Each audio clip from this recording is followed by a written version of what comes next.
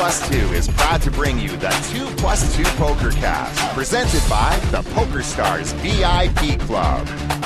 This week on the Pokercast, in case you missed it, mailbag, voicemails, and the best of 2015. Now, here they are. If you share this intro, Mark Zuckerberg will give you $1 million. Adam and Terrence. Welcome to the 2+2 Pokercast, presented by the PokerStars VIP Club. I am your host, A. Schwartz, alongside Roscoe P. Coltrane. Hi. Nice to be on your show again. And Mr. Terrence Chan coming in back in Hong Kong, right? That is incorrect. Can we get a buzzer? when you've got a moment. No, thank you. Why did I think you were back in Hong Kong? Still in Thailand, but in approximately that time zone. So happy almost New Year's Eve to you guys, and almost certainly for anybody actually listening to this show, happy New Year's Eve. Hope your 2015 was a good one. Hope your 2016 is better. Indeed, our final show of only the only the hardcores should be listening on right away New when Year's it comes Eve. out. Yeah, the most. I don't know because you gotta it's 9 p.m. Pacific right now. We're gonna record for the next 3 hours. You're not even gonna be able to. You'd have to be in Hawaii and a hardcore. Right, to get it right you away. actually you need, and Ross has to fire the thing up there, so you got to hit a lot of parlays to get this thing on not New Year's Eve. Exactly. That's true. Should be a lot of fun. We're going to have Ross has put together best of 2015. That's one segment. We've got a bunch of mail and a couple of voicemails as well. A bunch of stuff to get to in the first segment, some poker-related things. So pretty full show. Should be a bunch of fun, I guess, for those wanting to know the date. If you haven't figured it out already, it's December 30th. 2015 PokerCast number 392. It's the 31st for you, 30th for us. And by the time they're listening, nobody's listening to the show on the 30th. All right, semantics already. T, you're in Thailand. We've here obviously through the Christmas season. I think. Yeah, it's not that Christmassy here, as it's. Yeah, I can imagine. It's like 33 degrees Celsius with like 80% humidity. I saw a tree in a shopping mall though. Oh, you did. Yeah, nice. and a gingerbread house, actually, for that matter. What is traditional Thai cuisine for Christmas? Because I think 7 out of my last 10 meals here have had turkey gravy on them. So yeah, that sounds right. I'm pretty gravied up. What's going on back there? I don't have the slightest idea. I mean, I'm probably going to end up eating at the barbecue joint across the street like the pig that I am. I don't think they even have turkey, but if they do, I'll definitely order it. I think some place might have done I think they do like a Sunday roast, so that's kind of the closest thing that you get. But so yeah, so you do the turkey thing. Do you do ham as well? No ham, all turkey. No ham. My brother and I. Because that's like the most Canadian thing, right? Like Americans are always like, "Why do you guys eat ham on Thanksgiving?" Canadians, for some reason, we eat ham on Thanksgiving to go along with our turkey, and Americans find that very weird. It is strange.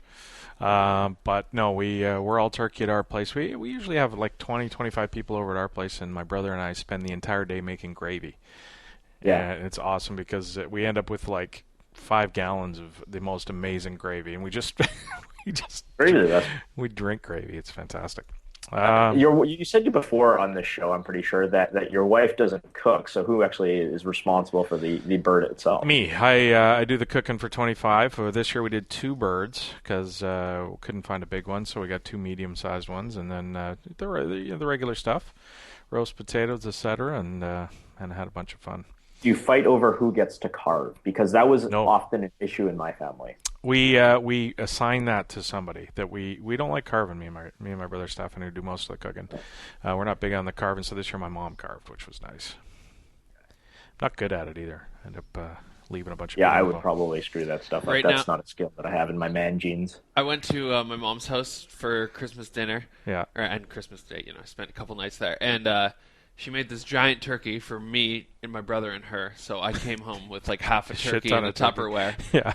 And then the other night I used my slow cooker for the first time. Oh. And I made shredded chicken tacos. So turkey tacos. I have so much bird meat in my house. Oh, yeah, and now. chicken and turkey. I have chicken and I have turkey. Oh, crazy. And I have food for the next 3-4 weeks. I'm gonna get a sous vide soon. But enough about the cooking. Let's get. Oh, T, there was an earthquake here. I know you're out of town. Were you here for the last earthquake here in Vancouver? 15 years ago. Yeah, I think I was in university at that. Well, you're talking like 2001, right? Yeah. 2001, there was one. Yeah, it was actually an earthquake in Seattle, and it was so big that it happened. It hit us up here, and then I remember that earthquake. It was some solid shaking in Vancouver. It was nothing like, oh my God, let's run for the hills. But then I found out that wasn't a Vancouver earthquake. That was a Seattle earthquake, and I was like, oh, those guys got hit hard. So you turn on the news and like Seattle was pretty hard hit by that one. I think that one was like a 6.5 or 7, maybe even. I don't remember. I can't remember. You guys got like a 4 yesterday. This one was a 4. The one you're talking about in Seattle was we were living on, my wife and I at the time, where we just moved in. I just moved in with her at her place, and she was on like the 27th floor. That earthquake was in the middle of the night, and I dreamt about. It's funny we're talking about dreams last few shows, but I dreamt about an earthquake happening because the bed was shaking. So I incorporated it into my dream, and then when I woke up, my wife calls me and said, "Did you feel the earthquake?" And I'm like, "Oh, okay. I thought I was dreaming it." Well, this one happened at 11:30 yesterday at night. I was like dozing on the couch, half watching TV, kind of thing, and my son comes running out of his room, hysterical because he's deathly afraid of fires and earthquakes. And I was half asleep when it happened, and within 2 minutes after he went back to sleep, I was nothing done. Didn't affect me much, but it wasn't much of an earthquake. Yeah, we will recover, right? Yeah, that one we'll make it. Secret Santa is all cleared up. T, indulge us for a second here. Roscoe, I appreciate the idea of Secret Santa. I'm just a lazy SOB. Okay. I'm down with it. Like I never had done what I did. Which, we'll talk about that. Oh, well, let's talk about it now. So, Secret Santa, what were the rules? $20 or something like that? Yeah. Try and get inventive about, the gift that you're going to send. There was, 10 of us or something that were in on it. Roscoe decided to... It was down to the wire, and I was like, I don't know what to send. For my birthday, I think it was an ex-girlfriend. She said, like, did you receive anything in the mail? And I was like, no. And then, like, 3 weeks later, she's like, did you receive anything in the mail? And I was like, no, sorry. And I guess she'd found out about this thing called Potatogram. Yeah. Where you go on the website and you pay an absurd amount for just one potato, and they write a message of whatever you want, and then they send it to the person. Yeah. So you get a potato it's like a potato with a message. So I was like, oh, this would be funny. Potatogram. So I ended up filling out the basically the $20 price for the Secret Santa on one potato, and I sent it to our friend. Dude got a potato. You paid $20 for a personalized potato. I paid $20 for a personalized potato, yeah. But I think it's a good gimmick. It's funny. And I sent a personal message on it. Thank you. Merry Christmas from Pokercast Ross. Okay. Nice. Similar in this vein, there's a service, I think they're called Taj Tunes. They're based out of India, and I think it's $5, and they will call the phone number of your choice and sing them a song. That's awesome. Yeah, if it's like your birthday or something, you'll get like "Happy Birthday" in like a super Indian accent. Which is it's like literally no overhead on that. That's a good awesome. business. Yeah, exactly. Like I did that. Yeah, it's like the 12 cents you pay on the Skype fees. I sent Matt Harvalenko one a few years back for some reason, and then that spawned. Because this was 2007 and we had too much money, that spawned many back and forth like prank calls from India like, in song form, right? Like they're not even prank, and of course they record them and they'll send you the MP3 of your recipient like getting the call. So they're like, hello. And it's like, is there a Matt Harvalenko here? And he's like, yeah. And then just he launches into song, and you get to hear that person's reaction. It's wonderful. So what were some of your song choices? I don't know. It's been a few years since I was up there, but I'm going to pull up the website right now. It's just tajtunes.com. It's I'm seeing categories: birthdays, love, encouragement. Super duper job. Tell your employee or coworker that they're doing an excellent job. Super duper job? A super duper job. That's awesome. Is the one. So you should be making them up. Like it would be funnier if you wrote them yourself, though. It would be, but I think that probably costs extra. Oh, okay. Yes. To read different words, it costs more. The rap is $6.99. Oh, okay. And you can hear a sample. All right. Yeah. So Johnny Douglas was my Secret Santa, and I ended up getting a throwing star coat hanger. which was pretty awesome. Oh yeah, I saw that. I'm looking forward to getting that Little up. Broody taking your eye out. Yeah, exactly. Ross, I'm your Secret Santa, and you were just giving your little late Christmas here. I know, it was awesome. You, whenever Adam drives me, basically whenever me and Adam are driving around, he's introduced me to the Jay and Dan podcast, which is a pseudo sports related podcast. It's more just comedy. It is, yeah. There's not much sports. Yeah, it's a good podcast, and you got me a Jay and Dan shirt. Nice. There you go. You're all set. I like it. I've got in my possession right here in my left hand my latest letter from the DMV. Oh. Yes. Excellent. Ross, do you have DMV letter opening music again, sir? Oh, yeah, you didn't prep me, but I think it's time give to... me 1 second and I'll pull it up. If you'll remember, the last one I opened is a court date for... It was only like 2 weeks ago, right, that you got the last one? Yeah.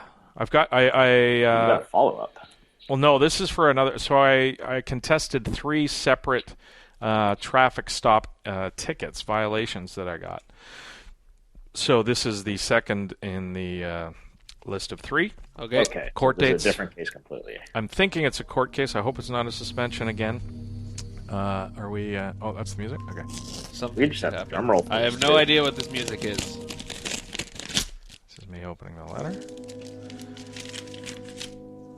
It's very solemn. Could be solemn. It could be All a right. solemn letter. Yeah, it could be you're going to jail. Could so, be. You know.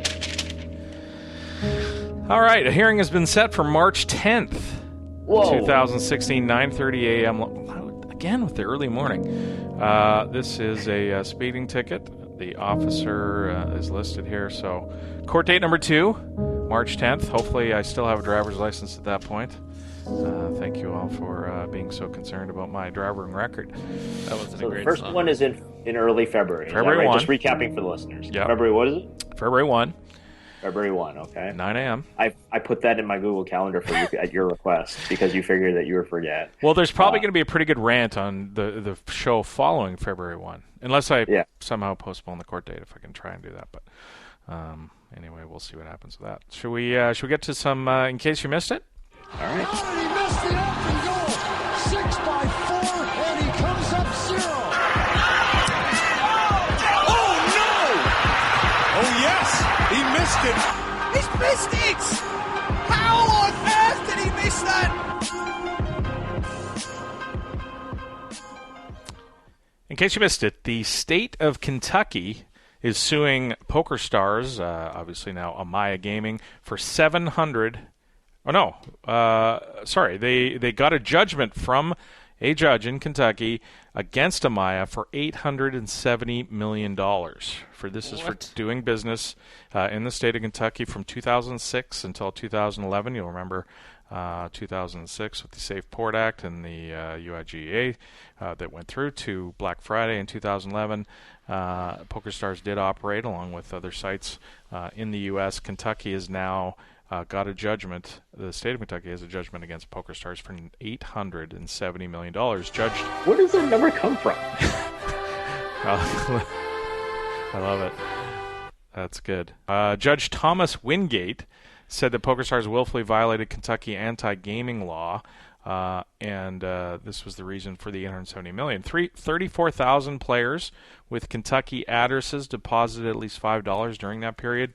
Stars reacted and said that they raked $18 million from Kentucky in those 6 years. So how in the hell does $870 million? How does that number come from? Apparently, it was treble damages that were awarded. So whatever that almost $300 million was the stated damages by Kentucky, I guess. They also, this is the best part, Stars has to pay 12% interest on the $870 million until they pay it off. That's what the interest rate has been for the last 5 standard. years. 12%. That sounds about right. Amaya said that if it Did they put it on credit card? Is that what I have? Right. Yeah, it's either put that on my Visa. I need the points on the $870 million. Amaya said that if it does lose in court, and they're eventually after they are appealing, of course, and if they do lose, they were going to go after the previous owners of the company for the money, Isai and Mark Scheinberg. Good luck with that. Yeah, I guess when you buy a company, you probably buy its, the company in its entirety, its obligations. Its Well, I'm sure, yeah, like I'm sure there is some sort of provision, like if you knowingly violated the law and you don't know, like, and you didn't disclose this information, then you would be liable, blah blah blah blah blah. But I mean, realistically, like you're gonna sue Isai in an Isle of Man court of law and like $870 million, yeah. Well, so crazy. I mean, obviously, in the land of the USA, where damages like this get awarded ridiculous amounts of money. Again, Stars has said that they raked $18 million in those 6 years. That was the amount that they made. To award $870 million is and that's rake. That's not even anywhere like close to profit. Yeah, exactly. Right? That's gross revenue, right? So interesting. I will follow along with that, but I can't imagine that standing up. But who knows? What happens if you don't pay Kentucky? You don't pay Kentucky, you're gonna have a hard shit out of fried chicken. That's right. You are a lifetime ban from fried chicken. You're probably gonna have a hard time getting licenses. Sending the colonel after you. Oh, well, yeah, state by state as they try and get into the U.S. Oh, yeah, I forgot to mention this earlier, but if you guys are also interested in more injustice in the USA, you should watch Making a Murderer on Netflix. So I've heard all about the show. I haven't watched it yet. It's unreal. It's so good. I want to sit down and marathon it. You will marathon it. Make sure you said it's on Netflix? Yeah, it's right on Netflix. It's similar to a lot of people like Serial Tea are saying this is very similar. It's what is it, 14 episodes or something? It's 10 1-hour episodes. Oh, it's 10 1-hour and episodes. You're probably gonna want to watch them all at once. There you go. A Making of a Murderer. Making a Murderer, yeah. And if you're also on the kick for more true crime after Making a Murderer or before, you should watch The Staircase too. All right, that's your. We squeezed in the Netflix recommendations in the PokerStars story there. All right, T, you had a correction from last week's show you wanted to get to in the next little bit? Yeah. So I mean, we brought up last week. The WSOP, of course, announced their 2016. I'll get my years right. I've got one more day to do this correctly. Their 2016 WSOP dates, and one of the things they teased was the Colossus was guaranteeing the mill ball for first place. And then we sort of said, well, that's like both you and I talked about this. Well, it sucks when they guarantee first place instead of guaranteeing the prize pool, right? Because that just means you make this arbitrary first place big, and there might be a second place.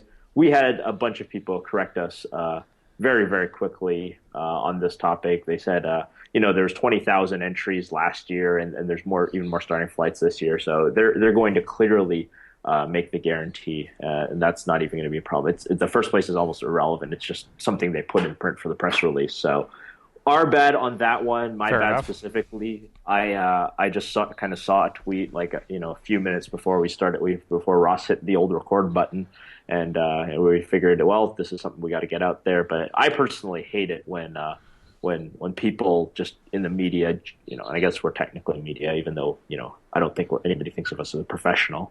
No, I generally media. hate it when people, put shit out there without thoroughly researching it. Yeah. And we did that. So our bad, our apologies to WSP, and our apologies to anybody who was, given bad information by yours truly. Who booked their room 7 months in advance based on what you said. Yeah, or didn't book their room 6 months in advance, and now they're sold out of rooms at the Rio. Like, because that's that's gonna happen. The next thing, in case you missed it, I left blank. There's something that happened this week that is so epic, and we can't talk about it yet. And I wouldn't normally tease this if we weren't going to talk about it, but we will talk about this thing. But let me just tell you, might be the greatest thing that has ever happened to the show. The most hilarious couple of hour period. Well, I'm excited. Well, you know about it. You know what happened. I don't know. I can't think of it. Something what happened this week that's hilarious. That's regarding somebody from the Pokercast. Okay. Yeah. I thought you were going to talk about the bacon video with the kid. The bacon video is great. When you were talking about something hilarious, I thought you were going to the Sorrell and Brian Rast fight. We'll get to that. The fight. Oh, yes. But yes. no, we're both Ross and I were original guesses. Okay, yeah. For people who've listened to this show for a long time, please bear with us. You're going to get a story so epic in the next few weeks. Come back and listen to the show. If you only listen to it sporadically, check in the next couple of weeks because there is something pretty epic coming down the pipe. That's all I'm going to say about that. And again, I wouldn't say this if we weren't going to do it eventually because we're going to talk about it. I thought we were talking about it. I wish I were in the loop. You know I have exactly. no idea what's going on. You know exactly what we're talking about. Come on. I have no idea. Do you live in the moment that much that like? No, don't say that. You got to take that out. Okay. You definitely have to take that out. Oh, okay. Because that's way too much. Yeah. So yeah, we will get to that in the next couple of weeks. But oh my god, I can't wait to tell that story. All right. In case you missed it, Tom Dwan has resurfaced. He's been gone for a long time in a short interview. But I was going to get Ross to play some of this audio, but it's maybe the worst interview I've ever seen. It's so bad. I mean, in other words, it's a Tom Dwan interview. Has he ever done like a really good one where you're like, wow, he's really engaging? Yeah, it's not his fault. The questions are so horrific. It's like, how did you get your start in poker? And Tom goes, I deposited $50 and never looked back. And then they say, are you excited to play in the big tournament in Manila? He's like, yes, I can't wait. I mean, the questions just were terrible. I mean, it's a PR video. What's your favorite poker game, Mr. Tom? Yeah, exactly. Pretty much. But here's what's interesting about it. He doesn't look very good. Now, I don't have anything against Tom. He's, obviously been somebody we've watched in the poker community for a long time. But he looks like he's... Did you see the pic? Did you see it at all, T? The video? I didn't, but I mean, Tom Dwan's never been a great picture of health, I wouldn't say. But he was youthful looking. I mean, he's almost turning into Palpatine. Emperor Palpatine in this video. Okay. You put a cape over his head, and I'm putting it on mute so that you don't won't hear it through my microphone.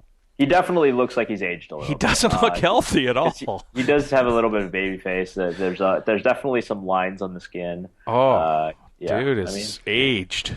Yeah. Yeah. He's been through the ringer, and I think he's been in the ringer. Yeah. How old is Tom now? He's probably like 25. I guess he's got to be more than that now. Yeah. But, he's got to be more. He's 86, so math. That makes him 27. Nice. Yeah. So I hope maybe it was just a bad day. He didn't get enough sleep that night or something. But he does look like those games are wearing off. That's actually what you look like if you haven't been getting enough sleep for like the last year. Right. Yeah. Or you're my age. That one of the two. You're not 27 years old. But anyway, moving on. In case you missed it, Bank of America and MasterCard have both closed accounts belonging to one Daniel Negreanu. Daniel tweeted, apparently Bank of America no longer wants my business. They're closing all my accounts because I put too much money in them from poker. ? In another tweet, he says, MasterCard just canceled my credit card for no reason whatsoever, and I'm rich. How dumb are they? Ha ha. The credit card one, you're rich. The people don't make, or credit card companies don't make money off people who pay off their bill every month because they're rich. They make money off people who don't pay off their bill every month. They make money off of poor people. Yeah. I mean, they do make some. I mean, they make processing fees and stuff like that. Remember that guy I mentioned 2 weeks ago who bought that like $900 million art painting on his credit card? On his credit card, and he gets 4%. Exactly. Good point. I didn't think of it that way too. Especially if you're rich and you have a big credit limit, you're spending a lot of money. And rolling that to 1% over a couple of times. Yeah, you're right. So I guess Visa is getting all of that processing fee from Daniel or Amex or whoever else he chooses to use. Yeah. And there was a Pocket Fives article about this by a fellow named Bill Grindstead. And Grindstead. He said Negreanu laid the blame on a controversial program called Operation Choke Point, a government initiative that investigates banking institutions that process payments for industries deemed to be at a higher risk for fraudulent activity. That can include everything from ammunition sales, dating services, to payday loans and online gambling. Crazy that, you would think that he would be immune to something like this, especially with, the fact that he makes a lot of his, not online. I don't think Daniel plays a ton of online gaming. Maybe he gets his PokerStars payments through his account. Who knows? But I would doubt it.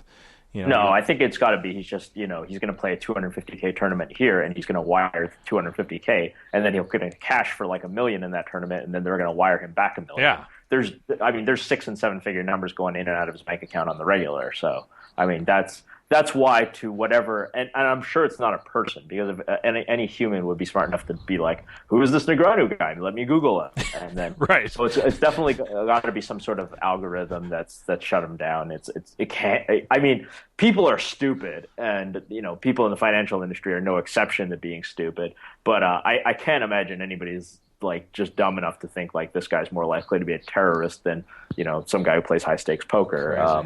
So I imagine it has to be a computer that shut him down for whatever stupid reason. Doug Polk tweeted as well that he'd had accounts shut down from other banking institutions as well, and just strange when they. It's happened in Canada too. I mean, you hear about all the online poker pros coming up from the U.S. to Canada, and they go through hell trying to get bank accounts, but they're the ones, I guess, saying like, I play online poker for a living, or they've got all these transfers from online poker and online gaming sites, and it's sort of more understandable, if not just as stupid. But yeah, it can't imagine it would take somebody with some common sense to Google his name, or you just know who he is and be like, yeah, he's probably not a terrorist. He's probably going to be all right. Indeed. In case you missed it, Brian Rast and Sorel Mizzi had a boxing match this evening. Apparently there was rumors that there was a pretty big, a lot of action going on, let's say, on who was going to win. I lost $100. Did you? So I did. I had some random Twitter follower, Rolando Bip on Twitter, said I set the line at even for Mizzi and plus 120 for Rast, and he wanted Mizzi at he was willing to lay the 6-5 on Mizzi, and well, I guess you're going to mention. We're going to get to what happened. I guess it was broadcast on Periscope, and people went through it was Brett Hanks, I believe, was doing it. Went through the crowd. There was looked like 100 maybe people there. Mike Sexton, Dan Bilzerian, tons of poker luminaries were in attendance. I'm sure gambling pretty hard on it. Maria Ho was there, yeah. And sung the national anthem. Did you hear the national anthem sung by Maria Ho and Melanie Weiss? I was really good, actually. That was really good. Like, I had no idea those two could sing. Yeah, they were beautiful. Like, they were great. Indeed. That was it. Yeah. So the match, nobody really knew what to make of the match. Obviously, two guys who weren't boxers. This was for charity, the reg charity that they both are passionate about.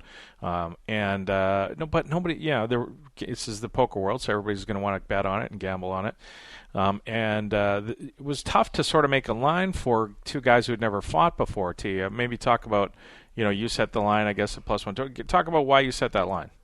I set that line based entirely on the 20-second highlight video where I thought Rast's technique would look a little bit cleaner than Sorel's. Okay. That was pretty much it. I know that Sorel was a favorite almost all of the time because he's like the more athletic, buff kind of dude, and so that compensates a lot, for the technique. Obviously, like if two guys are equally athletic, then the more technical guy has to be the favorite. But Sorel is generally, I think, more thought to be the more athletic, natural guy. He's done these crazy swimming things in the past. He, some would even argue that he's mentally tougher and he could take a punch better and that kind of thing. So I think most bets that were happening were in the Sorel in the minus 120 to minus 130 range. It looked like, so people thought it was pretty close, like you say, because we don't know anything. So if you don't know anything, it's probably just going to be close.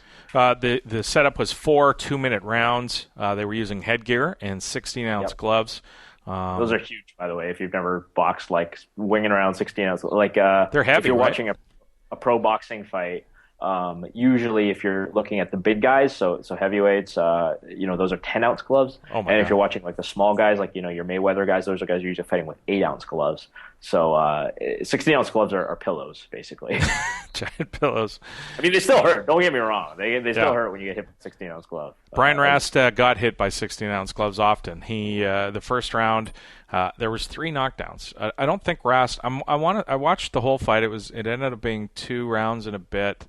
I didn't ever see Rast land a punch. It was just. No, he definitely landed some jabs and some crosses, but did he? I didn't see. Yeah, I guess I missed them. The grain. It was kind of grainy, and all I saw was his head getting thumped on by Sorel over and over and over again. 3 knocked. So here's what happens. I guess the ref, they hadn't properly communicated the rules that they were operating under for this fight, which was knockdown. There's no limit on knockdowns. It's either a decision or a knockout, I guess. and so no TKO.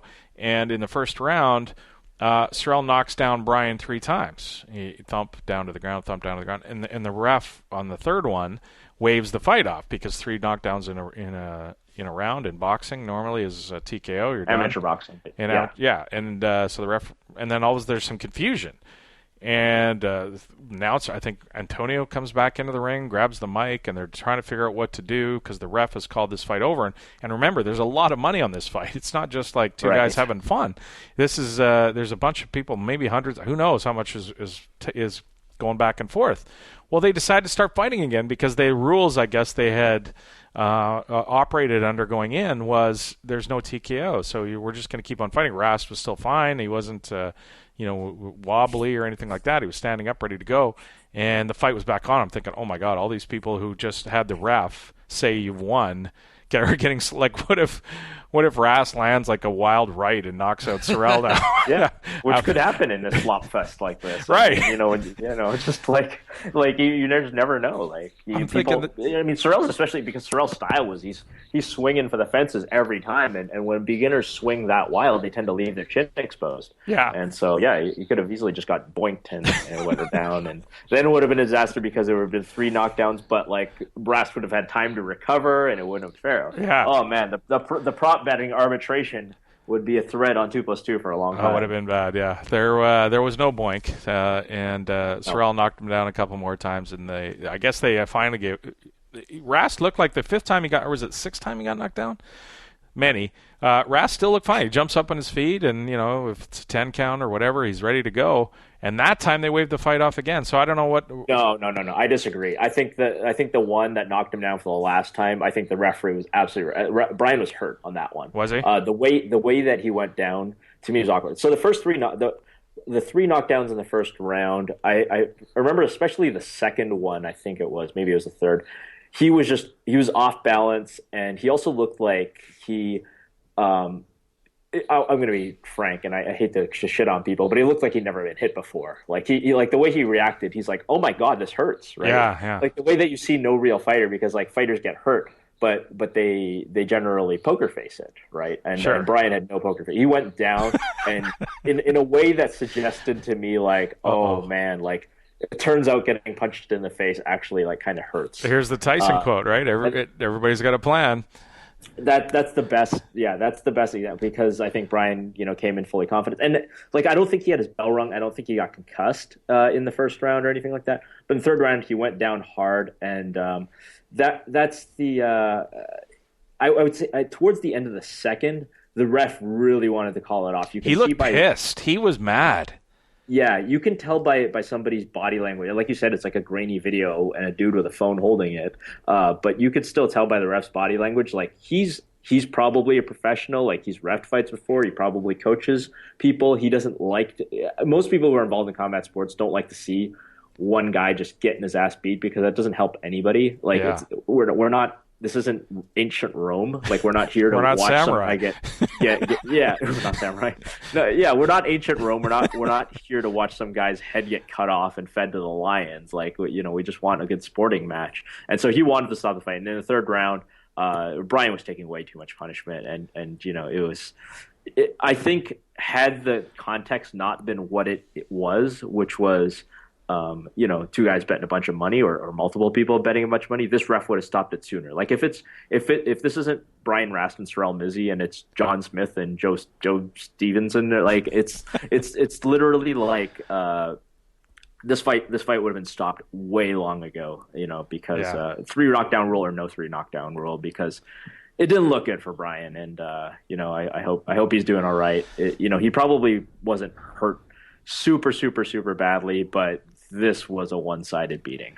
So, it's interesting to me to watch 2 complete amateurs boxing because it would seem to me the easiest thing in the world to do if you're an amateur, if you're a boxer and you've never boxed, is to move, is to do like the shuffle, sideways, move around the ring, like especially if you're taking a beating like Rast was. do the ollie. I'm not saying he's ollie or anything, but you know what I mean? Like shuffle sideways, stick and stay out of the way, like move around. He was just, those pictures of old-time boxers, like in the 1920s where they're hunched over and they have their two fists up? That's what he was the entire fight. The dude in a mustache, like windmilling his fists. His feet are completely still, like, in any of the old fights. You would think that, and it makes perfect sense why you think that. Like, it's natural to, like, move if you're getting your ass kicked. But I think that's something you actually pick up. Most people's reaction when they get hit really hard is just to cover. Like, they always just cover. They put their head between their hands, and then they're a stationary target. Because it's actually surprisingly hard to move when you're getting hit. Like, you're just kind of frozen. People are just kind of frozen. Especially, like, if you've got nowhere to run, like you're inside of a ring, right? Like, if this were like a brawl in the streets, you could just turn and run. Yeah. But you can't because you're in this enclosure, and turning your back is, death, right? So, I mean, it's harder than it looks, this fighting business sometimes. Speaking of which, you entertaining any thoughts of fighting in 2016? Oh, absolutely. I've got a fight that's not signed yet, but I'm hoping to fight in Hong Kong in March for an organization called IMPI. I have an idea who my opponent might be. I'm certainly hoping that is a certain somebody, but I cannot offer specific details yet. Pokercast, as usual, will get the exclusive. Nice. I am fighting, why do you like one opponent more than others? Because he beat a teammate of mine. Revenge. Vengeance. So pack mentality. He won his last fight against a teammate of mine, and so I think I'd like to get a little Rocky 3 style revenge, or 4, I guess it is. People are gonna be madly whatever the one where Apollo Creed died is. Spoiler alert. Yeah, if you haven't seen Rocky, have you seen the new one, by the way? See Creed? I haven't, but I've heard it's good. It's really good. Like, it's a Rocky I've heard movie? it's good. Like, it's not just a good boxing movie. Like, it's actually a good movie. It's a good movie. Yeah, it was really good. And I also saw The Hateful Eight, which I could not wait to see. I don't want to spoil for anybody, but I saw it in 70 millimeter, which it's only showing in one theater here in Vancouver in 70 millimeter for the first couple of weeks. But I don't know what that means. Explain to me what I mean. So Panavision was the old remember the old westerns? You ever watch old westerns where they're really they're like it's the scenery and these wide shots of the great outdoors, and it's shot with these cameras with big 70 millimeter lenses, and if you just put it on a regular movie screen, it has to be cut out because I'm not obviously a film expert or anything. Right, it's not wide enough or whatever. Yeah, it's not wide enough. So there's a huge theater here in Vancouver called the Park Theater, and when Tarantino filmed in this Panavision in 70 millimeter, he wanted the first couple of weeks, I believe this is correct, to be shown in theaters where they could show it in 70 millimeter. So there's only one theater here in Vancouver that does that, and it's lined up for every show. So when you go to that theater, is it one of those ones where it's like playing on the ceiling and like you're like reclined in a chair, or is it it's just screen like every other screen? Screen like everybody, the screen really wide. Okay. And then you get that panoramic look to the movie, which was I'm gonna guess that I'm gonna struggle in Thailand finding the super panoramic in 70 millimeter. Yeah, I think you probably will. But it was good. All right, in case you missed it, at the PCA this year, coming up in just a week or so, there's a $500 buy-in, $100,000 guaranteed blackjack tournament. This is in the PCA at the Bahamas. $500 buy-in. I guess what they're doing is it's shootout style. So I don't know the specific rules, but each table there's going to be one person who gets who survives, I guess. 6-handed tables and 15 blackjack hands will be played. So basically, I think it's whoever ends with the most has the most money at the end of those 15 hands out of the 6 max table will advance, like you said, shootout style. To the final 6 tables, I believe it is. 6 by 6, and then a final table of 6 again. So I guess it's capped at whatever 6 to the third power is. Which is going to bring up some pretty interesting GTO situations when you're sitting in. Oh yeah, blackjack tournaments are fun. Like if you've never been in a blackjack tournament, it's sort of interesting because like you could be on the last hand or something now, and you like get dealt like a hard 19, and you have to double or something. Yeah. Like, Bring the deuce. Yeah, exactly. Like the only way you can win is hard double on 19 with a deuce, and then sometimes it gets there, and then the other guy's on like life tilt for the rest of the year. Like, I mean, like, blackjack tournaments make no sense whatsoever, right? Because like you said, you're just trying to accumulate chips in this really weird way because of the it's not a time limit, it's a hand limit. Remember the UBT, the Ultimate Blackjack Tour? Oh yeah. Wow, yeah, that's fun. A good throwback. Indeed. All right, so that's at the PCA coming up. If you're heading down there in about a week, check out the $500 buy-in blackjack tournament. I saw a news story out of the Bahamas in Paradise Island that Michael Jordan and Derek Jeter were playing Caribbean Stud or something, and some guy, it was Howie Mandel's kid, who's I guess got a pretty big following on social media. He took a video of Jordan, and they had this table all roped off, but Jeter and the owner of I think the Jazz was at the table as well. They were playing some pretty big Caribbean poker or some sort of pit game. But for those heading down there, it's always full of. You'll often see like Michael Jordan down there because I think his golf tournament is around the same time as the PCA, and so Michael Jordan. I think he goes to Bahamas a lot, and we all know he enjoys the gambling. Indeed.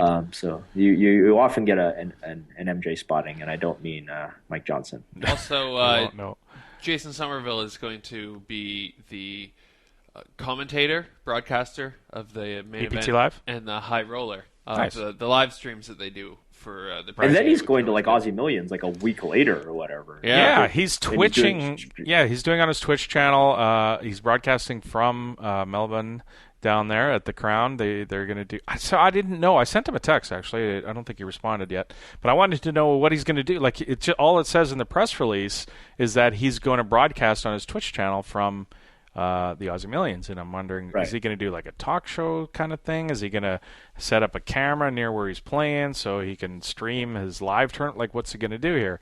But I guess that still remains to be seen on what his plan is. But if you're a Somerville Army guy, if you're in the clan there, check out his Twitch feed. He's going to be broadcasting from the Crown, but hopefully broadcasting from that awesome food court or one of the Rock Pool or one of those great restaurants in the Crown. I'm sure it's just going to be the poker. Jason Somerville only eats 3 things. That's true. Right? Oh yeah, there you go. In case you missed it, some of the numbers are in from the protest at PokerStars. The first days of December, you'll remember there was a mass sit-out at PokerStars. And they were, protesting the rake increase or the VIP club changes that were coming up. And there were some pretty interesting numbers that came out of this. A website called We Are Poker Players did a story about some of the numbers that they've extrapolated out, and the analysts have suggested that the annual rake estimates for different types of poker, they only could do tournaments. They didn't have enough data or reliable data to extrapolate the cash games. So they stuck to multi-table tournaments, sit and goes, and spin and goes. And these were the rake estimates for revenue. This is total revenue again, gross revenue for stars on the different formats. Multi-table tournaments, they estimate $163 million is raked by stars every year. Sit and goes, $158 million. Spin and goes, $143 million. Total of $465 million. So, when I looked at those numbers, I was shocked that sit and goes were that big. And the size of the spin and go community as well is almost as big as both multi-table tournaments and the sit and go community. What jumped out at you for those numbers for you? Exactly that. I mean, I think that all 3 were so close. I mean, I don't know what I would have said if you'd asked me before looking at the numbers and say what's the breakdown between MTTs, sit and goes, and spin and goes. But I would have guessed that sit and goes were the biggest by a bunch, just based on the fact that there are hypers running all the time. I would not have guessed that there are many spin and goes as sit and goes. Although I think you and I tend to underestimate the significance of the spin and goes to the casual players. I know my girlfriend was literally playing spin and goes this morning as we were getting ready to go out. So I mean, that's sort of one of those indicators that you see on the ground. MTTs has always been an interesting one to me, right? Because you see the big numbers, right? You see 30,000 people for this and 15,000 for this, but then it's hard to judge because they're not spawning every other second. There's a lot of them. There's, every 15 minutes, multiple ones, but they're not constant. So I was surprised, like you said, MTT 163 mil, sit and go 158, spin and go 143. For all intents and purposes, basically breaks down even. Yeah, it does, and you have to think that 143 million, the spin and goes, they're relatively is only new. Going to go up. Yeah, that's going to go up, and it also, you would have to think, came. I wonder if it came from the sit and go community, or what percentage of the spin and goes is actually new business brought in by Stars. Like, did it take a significant amount from sit and goes, or did it actually stimulate? I mean, maybe it stimulates. There must be a ton of crossover. But you know what? If people come in and they're new and they find spin and goes, and wait a second, there's also these sit and goes here that I can go play. Like, maybe it brings a lot of fish into, or newer players into the sit and go community, and I'm sure it takes away from it as well. I would have to imagine that did, but I wonder if it has a reverse effect as well.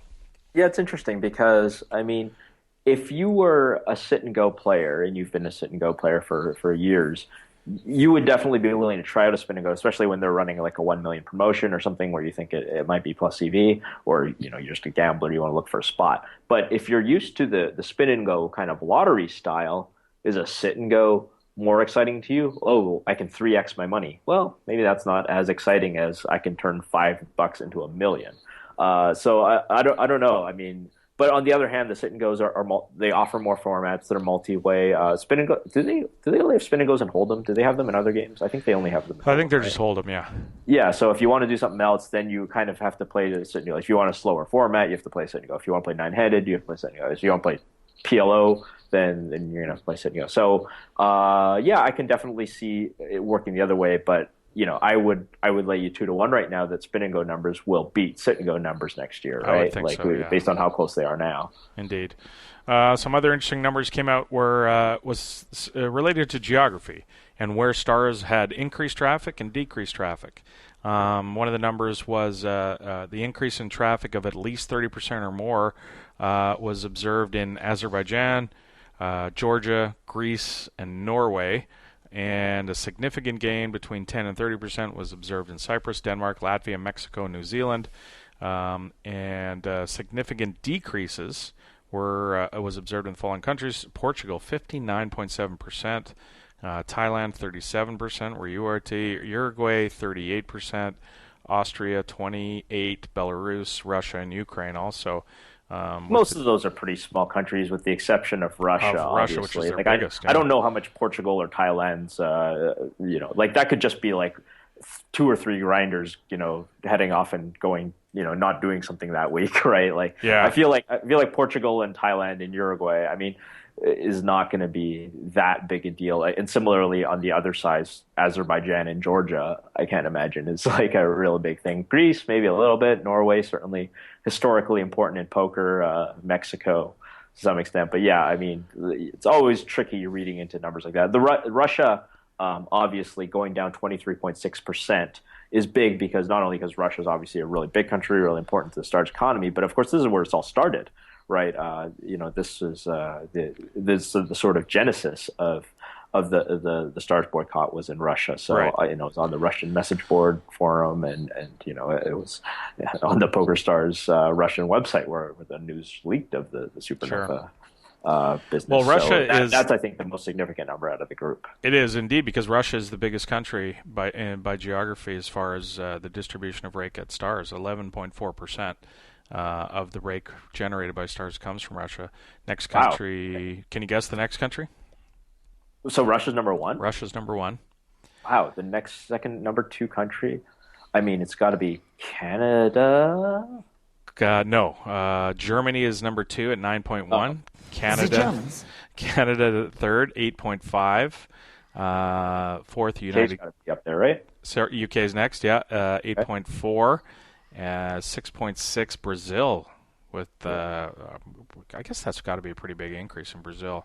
And then the Netherlands, Poland, Ukraine, Czech Republic, and so on. Interesting.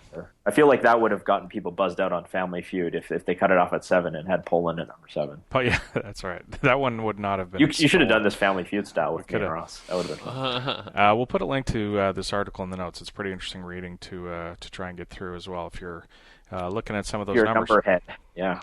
And also, a second Stars boycott is being organized for January 1st to 7th.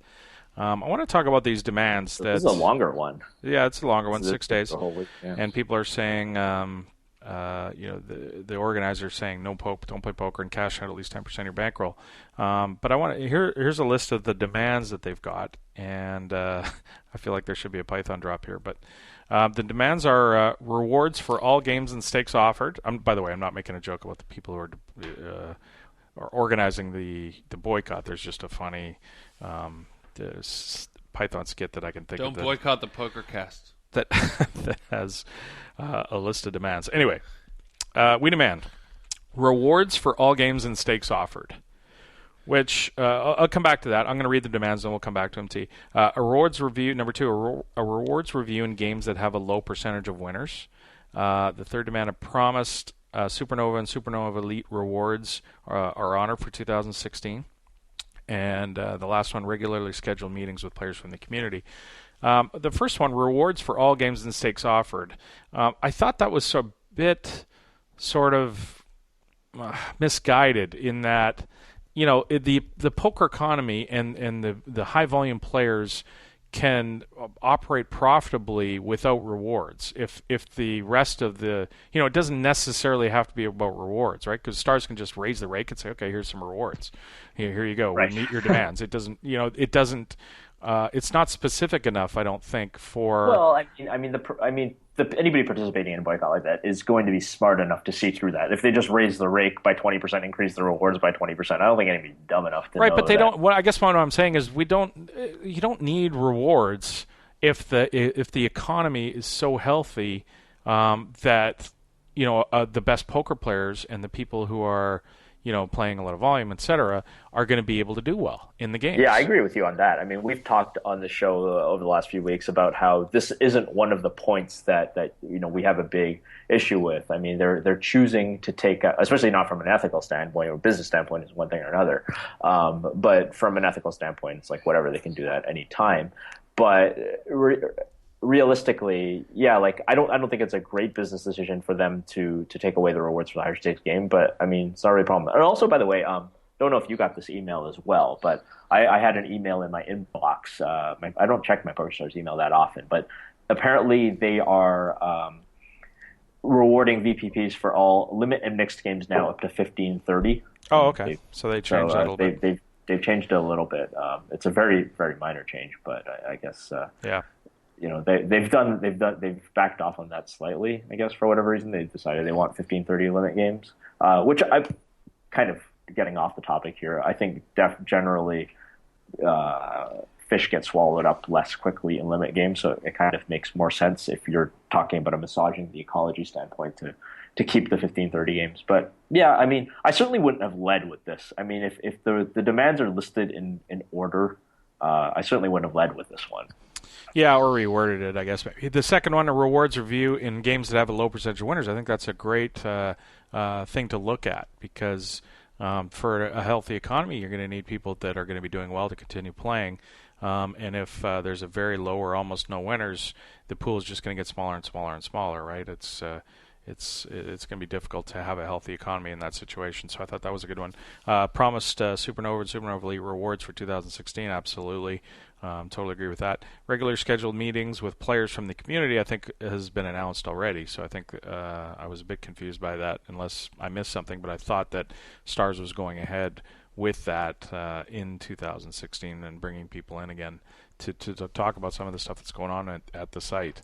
But NVG and Internet Poker, they're both threads in both forums. They're talking about I think 1,600 players are signed up for the boycott. But so check. Do you think they're drawing? Let me ask your opinion. Do you think they're drawing remotely live on these four demands? Like basically, I'm going 4 for 4. No. Well, I think one of them already again, I'm confused by the last one because The I think meetings one, yeah. I think that one got That's announced the one already. that's most likely. That one's definitely. I'm still crossing my fingers for the Supernova Elite and Supernova stuff for 2016. Here the problem with that is, the Supernova Elite program is clearly that the player that stars doesn't feel as healthy for the poker or the online poker economy. They don't want people, playing that much. And I don't know why they didn't drop the table limits, or if they did, I missed it. That's the first thing if I was stars I would have done was to not let people 40 table or whatever they can do, and put it down to 6 or 8 or something. But going forward, so the Stars doesn't want that sort of high volume grinder to be on their site or to be doing that on their site. They feel like they're a net negative for the site. So they're not going to be able to go back and even if they're overcome by, wait a second, what were we thinking? We've advertised this throughout the year. We've got to make good on it. They're still not going to want to say, okay, you can have your whatever it is, 70% for 2016 if you're Supernova Elite. They don't want that, sets them back an entire year. I remember Daniel saying, I want to have my goal is to get all these changes to be implemented on January 1st, 2017. Well, that's putting them a year back from their goal of changing their poker ecosystem to such a degree. So they're not going to want to say, okay, yeah, you can have that 70%. So I mean, if I'm this group of Supernova Elite guys, and I'm getting together and I'm putting together a list of demands, one of them is going to be like a cash. Realistically, they're not going to, even if they decide they're overcome by that incorrect decision, say, wait, we're going to do something. It's going to be a cash settlement, I would think, to those players, some percentage of the money that they would have made extra on top of what they're going to make now with their 30 or 40%, whatever it is. To make up for that 70. So let's pick 10 grand, whatever the number out of the air. They're going to say, okay, every Supernova Elite gets 10 grand for to make up for the loss of that. So saying that getting the promised rewards, I don't think that's going to happen just with the outlook that they have now for their new economy.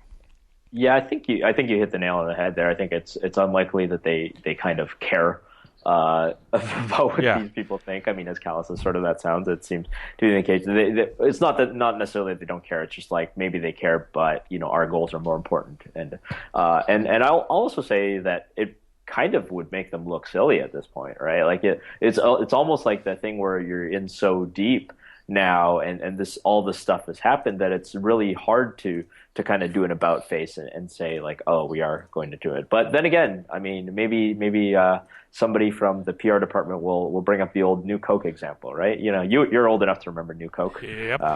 Ross may not be, but they always tell New the Pepsi. You remember New? I don't remember New Pepsi. They changed their logo. Yeah. Right. Okay. But of course, the old New Coke thing was there was always the conspiracy when they brought out New Coke in, what was it, like 1990 or whatever Something it was. like that, yeah. It was all a conspiracy to make people, make people remember how much they like the original Coca-Cola Classic, and then of course, famously, Coke Classic just crushed after that. They just dominated because the new Coke was so terrible and people hated it so much. So maybe it's one of those things where you introduce something that's so bad that when you go back to the thing, people appreciate it even more. But I'm not a big conspiracy theory guy. I don't think that's happening. I give this a less than 10% chance of being successful.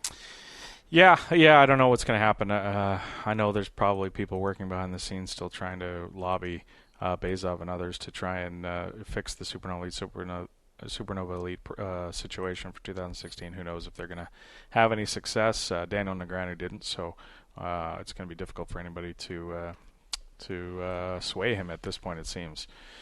In case you missed it, this obviously is the time of year where people make resolutions, New Year's resolutions, etc. Poker resolutions are a different thing. And there's a writer for the paper, the San Antonio Express News, that a guy named Chuck Blount, who put an article together, and the title is "Need a 2016 Poker Resolution? Here are some ideas." And I thought, this would be kind of fun. I'll read through this. And every one of these are terrible. I'm reading this going, oh my God, this guy's giving out the worst advice ever. You think he's trolling? I almost do, right? I don't think so, but you never know. So I want to read some of these. Forget about all those weight loss pledges or promises to save more money and spend less in 2016. This isn't the space for that. Let's take a look at more important matters. Resolutions to play better poker in 2016. I will not be nervous at the start of a session. I will sit down with confidence and play a relaxed game, confident in my decision-making process. Which, I mean, if you're nervous when you sit down, I don't know how you're just going to be, you're not deciding to be nervous. It's not something that you could change. I don't know. I've never sat down. Mason would just say that you haven't done enough preparation and studied poker enough. That's right. Yeah. Anyway, that's probably the least offensive one of this whole list here. Number 2, I will put myself in fewer positions to make huge calls because I know if this happens, I did something wrong in my play of the hand. Which I mean, sometimes that's accurate. Okay, sure. Sometimes, a lot of times it isn't, though. Yeah, but you definitely should generally, as a rule, play hands in a way that the decision is tough. I mean, it does come into strategy effect. Like if 2 decisions are close, then the one that leads to a tough decision on a future street is the one you should avoid. So I don't hate that one, but some of these are getting worse. I will be honest with my results and chart my losses as accurately as I chart my wins. This is the only way to chart true improvement or failure. If you're keeping charts, like I get people saying, the old story of everybody breaks, all the bad players, when you ask them how they're doing, they're about breaking even. Well, that's because they don't really keep track, and they're just kind of in their head going, right. I win like, some, I won 200 yesterday, and I lost small the day before. Yeah, and, but if you're all fades into memory. If you're actively keeping track and charts, like he says, I can't imagine somebody cheating that. Notebook. Like you've got like a handwritten notebook, and you actually like lost 300, and you're going, I'm gonna call it 240. Who does that? I will resist the urge to straddle the blinds, even if every other player at the table is doing it. Not because you don't want to, but because it's always a bad idea to commit money foolishly. He's going to be that guy. Which is not understanding. He's going to be the guy who's not straddling when every player at the table is doing it. You want to be the dick. But this guy is going to be real popular in 2016. I will always shower and eat before playing poker. I approve of showering. I'm loving that. But how is that a resolution for do that? Well, how about you just shower when you wake up in the morning? That could be a thing. I will only chase draws if the potential money won is appropriate and in line with the odds to do so. Don't know where to start with that. I will limit my use of the check raise because I know deep down in my heart that simply betting out produces better results in the long run. But when I do check raise, I will be pretty certain that what hand I'm up against. I have no idea what that means. I want this guy in my triple draw game. Right. Exactly. You're going to get a lot of free cards. It's like he's going to draw 3 against my 1, make a pat hand and lead into me. That's great. Using blackjack numbers, I will be willing to fold hands that add up to 20 or 21 in early position if the kicker is a jack or a 10. So I guess what he's saying is ace jack or ace 10, he should just fold into the gun. Not sure about that. In situations where I don't know... He'll play king queen. What's that? But he'll play king queen. Yeah, exactly. Right. Yeah. In situations where I don't know whether to check or bet, I will more likely to bet. I will be more likely to bet. Okay. In situations where I don't know whether to call or fold, I should usually give up on the hand. I will open my game up more to the power of the 3-bet poker for making I will open my game up more to the power of the 3-bet poker speak for making the hero re-raise. It has a way of injecting instant strength to both your hand and the table image. Opponents will usually react to a 3-better with much more caution. Right, they might call the police, apparently. Like, if you 3-bet, they'll be like, oh my god, call 911. Yeah. Speaking of which, I think the police are going right there. That was not a drop. That's not a drop, that's the actual police. I will not jump game stakes or limits unless my bankroll says that it is appropriate to do so. I get the feeling this guy's not going to have that problem. He does not take shots. I will always remember the numbers 35 and 32. The percentages after the flop that I will hit my flush or straight draws with 2 cards to come. You will recognize that this is a long-term losing call if your opponent forces you to risk all of your money. Drawing hands requires multiple customers. I guess that depends on how much you have in front of you, but okay. I will separate my poker bankroll from life expenses and needs. The two should never intertwine, no matter how good the stories are of the old-timers needing a big win to get out of a major life quandary. If I miss the flop with ace-king, I will be willing to let my hand go if pressed with a bet, because I understand that my hand is pretty worthless at that point. I will, guys, never hero calling with ace high, I guess. I will never make more than one reload into any cash game session because I want to limit losses. Okay. The last one, I will set a goal that will prove my growth as a poker player. Yeah, I mean, I'll think some of them, whatever, but I think a lot of them you can kind of see really kind of not very advanced poker thought. This is like, dude who's been playing for 6 months. I mean, yeah, it's sort of like, I mean, I guess it is the sort of in line with the poker advice that you would get from the San Antonio whatever. Yeah. So now that we're going to get sued for copyright, we're not allowed to read it out. All right. One last quick thing here. The Pokercast Fantasy Football League is in its final week. The 2-week championship series or final is now going to be in the second week. I am losing currently to... you may need to hit a parlay? No, we're not going to hit a... I need to hit a lot of big performances this week to catch Adam Heath and Luke Kawaka, the team of double entendres, who are currently beating me 117-109. But I got a shot. Who knows what's going to happen there? In the consolation final for third place, that Pope has got a slight lead on Mr. Scott Wilson. So we'll see what happens there. Good luck to me this weekend. Take down the big Pokercast Fantasy Football. We are sponsored by CrushLivePoker.com. This is a website that's going to teach you how to beat the live pokers, not the internet pokers. This is strictly about the live pokers. Mr. Bart Hansen, who plays in Los Angeles and all the big games there, and is a coach to the super wealthy. We're going to have a little Bart Hansen story in the best of. I've cut it out. He's going to talk a little about coaching in Asia. Bart has put together a website with some fantastic content, giving you all kinds of tips on how to beat the live pokers. This week he's got a strategy minute for us. What does it entail? This week is how you shouldn't overvalue your top pair and flush draw hands. Top pair flush draw. All right, so this is going to be Bart Hansen talking about top pair flush draw hands at CrushLivePoker.com. You're listening to the 2+2 Pokercast, presented by the PokerStars VIP Club. More right after this. Hey everybody, welcome to another 2+2 Strategy Minute brought to you by CrushLivePoker.com. I'm Bart Hansen, and this week I want to talk about top pair and a flush draw. A lot of times, top pair and a flush draw is vastly overplayed and overrated. There can be certain situations where it's really obvious that one pair is no good, like when you think your opponent has a set or two pair, where a top pair and a flush draw is nothing but a dry flush draw. And in fact, it's even worse because if sometimes you hit your flush card and the board pairs, you're no good. So let's take a look at an example of having king, queen of diamonds on, say, a king 4-5 board with two diamonds. Well, wow, this looks like a big hand. I've got king, queen of diamonds, top pair, and a flush draw.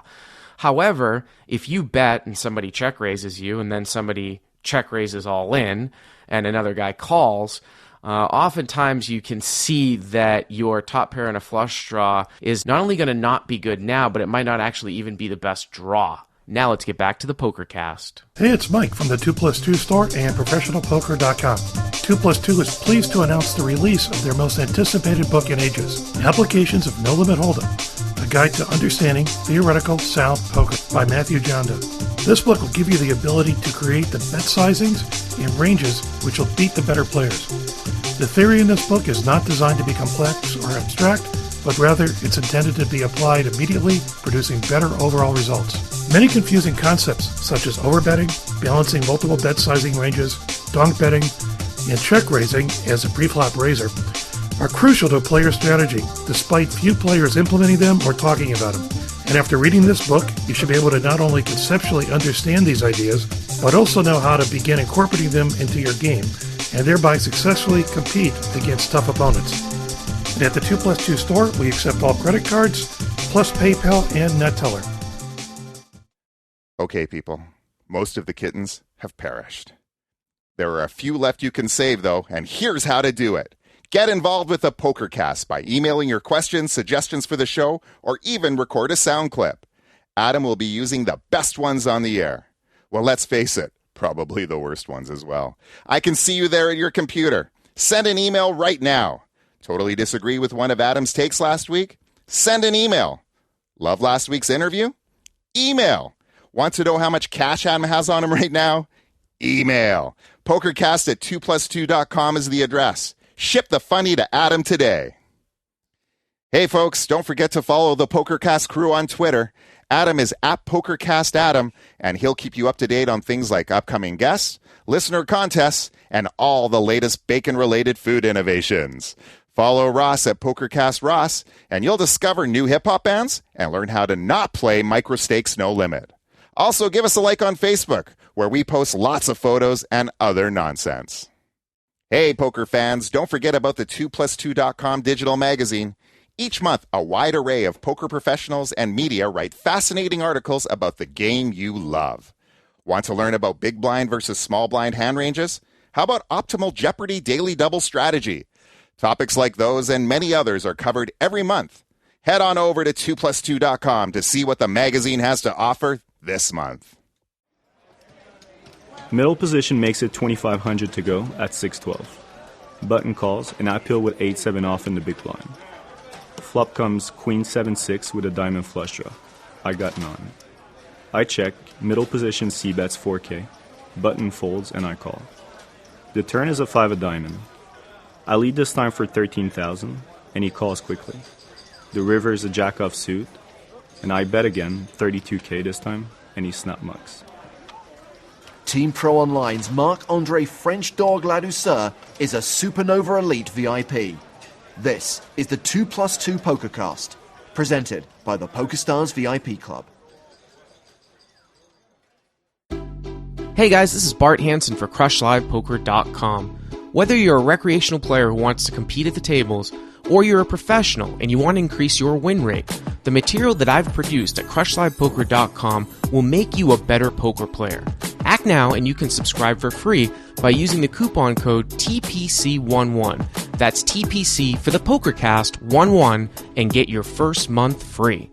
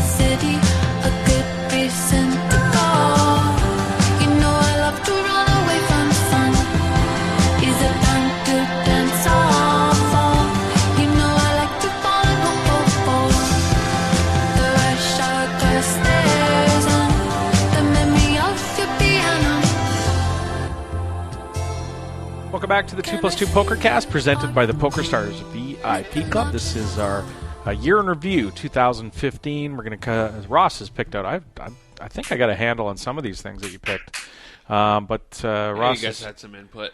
Selected some of the greatest moments or the best moments of our interviews specifically this year. So we're going to get to that in a second. The first one.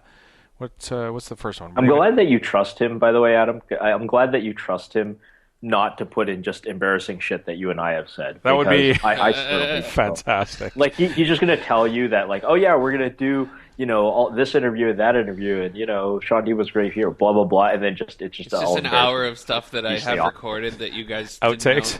Yeah, just an hour of outtakes. He could be trolling us so hard. That would that would be a lot of work though.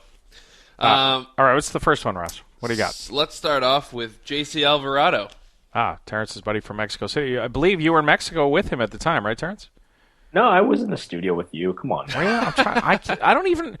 Well, I don't remember what was in 2015. I was in the old Pokercast studio. But he was in Mexico. He was in Mexico because he lives in Mexico. Of course, he's in Mexico. Okay, all right. Yeah, so you got one of the two people right. Okay, JC Alvarado. This is an excerpt from the interview with him. JC, I want to ask you about something I found today, and I think back to the high stakes living segments on Poker News were some of the funniest, most unintentionally funny stuff that was ever put out in the poker world. I mean, there's men not knowing the name of his kids, the snake in his, what was that thing? The snake juice, the thing that he had. That was I remember the amazing. kids thing. That was amazing. Panther? He was trying because he has like 9 kids and he was trying couldn't to remember everybody's name. name. Yeah, that was great. It's so, and of course the Teddy the Iceman one. Yes, where he very expensive stuff. The very expensive stuff, and it's this like run of the mill house. I mean, not anything against having run of the mill house. I have one, but I don't go on high stakes living. You don't call yourself the Iceman. I don't have myself. And I also don't have me on TV like Teddy did. It just happens to be the World Series of Poker episode where he's on it as they stroll in with the camera. And the backyard, remember the backyard? It was like this dirt patch, and he's like, "Oh yeah, check out my cool backyard." Anyway, unintentionally hilarious. It was the funniest thing the poker world has ever put out. I agree. Outside of that Raymond Davis floating video, which is now just that's the best. Yeah, but yeah, second to that is all of these high stakes living episodes, which were just like the dumbest idea. Like, how could that not backfire? So I find yours today, and I'd never seen it actually somehow or another because I love to watch those things. And it's hilarious because you're obviously taking the piss most of the way through, and poor Lizzie's got to do a job, and she's trying to do her video. And you're like, check out my toilet, and it's just classic. And then you come into your room, and I want to ask you about this because the one thing you say, it's like, oh yeah, and sometimes I invite my housekeeper to stay the night, and there's this person in bed with long hair on their front, and the sheet kind of covering, make it look like they're naked. But then the camera zooms in on the armpit hair. Which is great. Who was that? Sexy ass Steve O'Dwyer. Oh, that luscious long hair and armpit hair. That was fantastic. It was.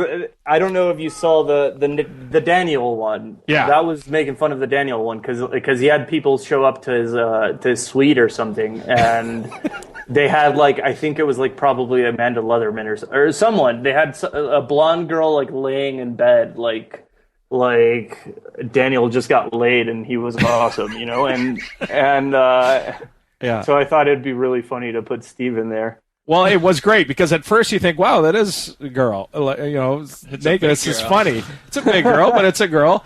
And then they get the close up of the armpit hair, and I was doubled over in laughter. I thought that was classic. Yeah, our high stakes living features Christy Arnett on a trampoline. If you ever want to look at that, so just FYI, that's a good thing to feature. I don't think it's as obvious as you think that I was making fun of. Oh, I thought it was. I get called a douchebag for that video all the time. Are you serious? Oh, I mean, my girlfriend saw it when we were starting to talk, and she like Googled me and saw it, and she was like, "Okay, fuck this guy." Wow.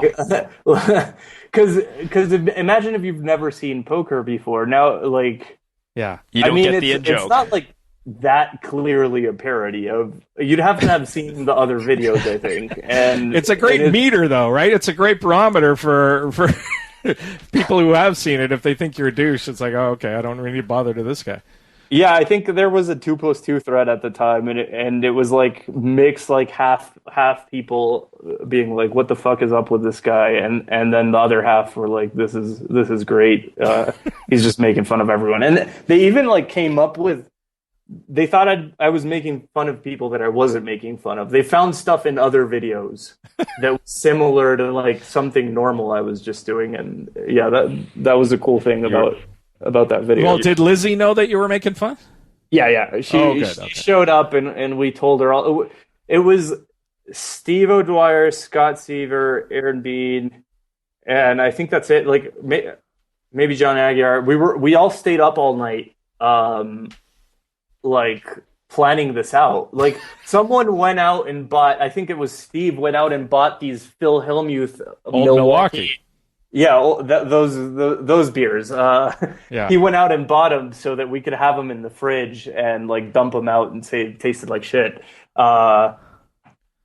We spent like all night watching videos and planning out like exactly what we wanted to do. So it was like a really fun night. And we were really wasted when we were on that.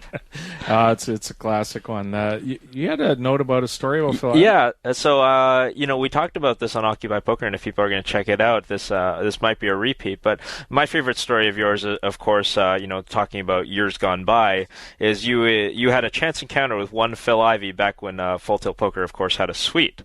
Yeah, and I assume you know the story I'm talking about. So, but since you haven't been on the show and told it on this show, why don't you give us that story? Oh, I'm excited to talk about this.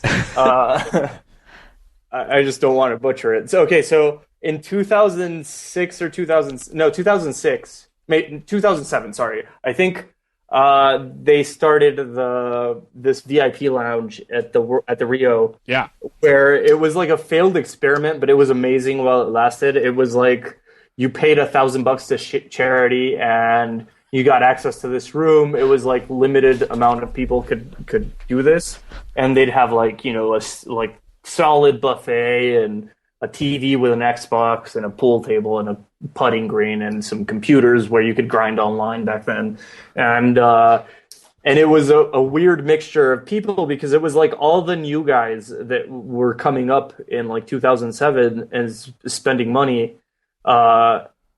The Waco kids and those types of guys, right?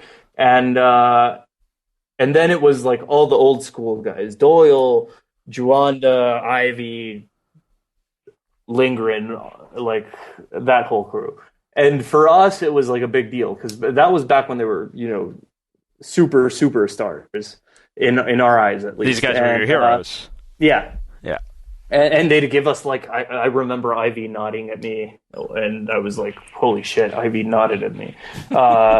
And one day we like my friend and I we bust like the 12 p.m. tournament, and we were going to stick around to play the 5 p.m. tournament.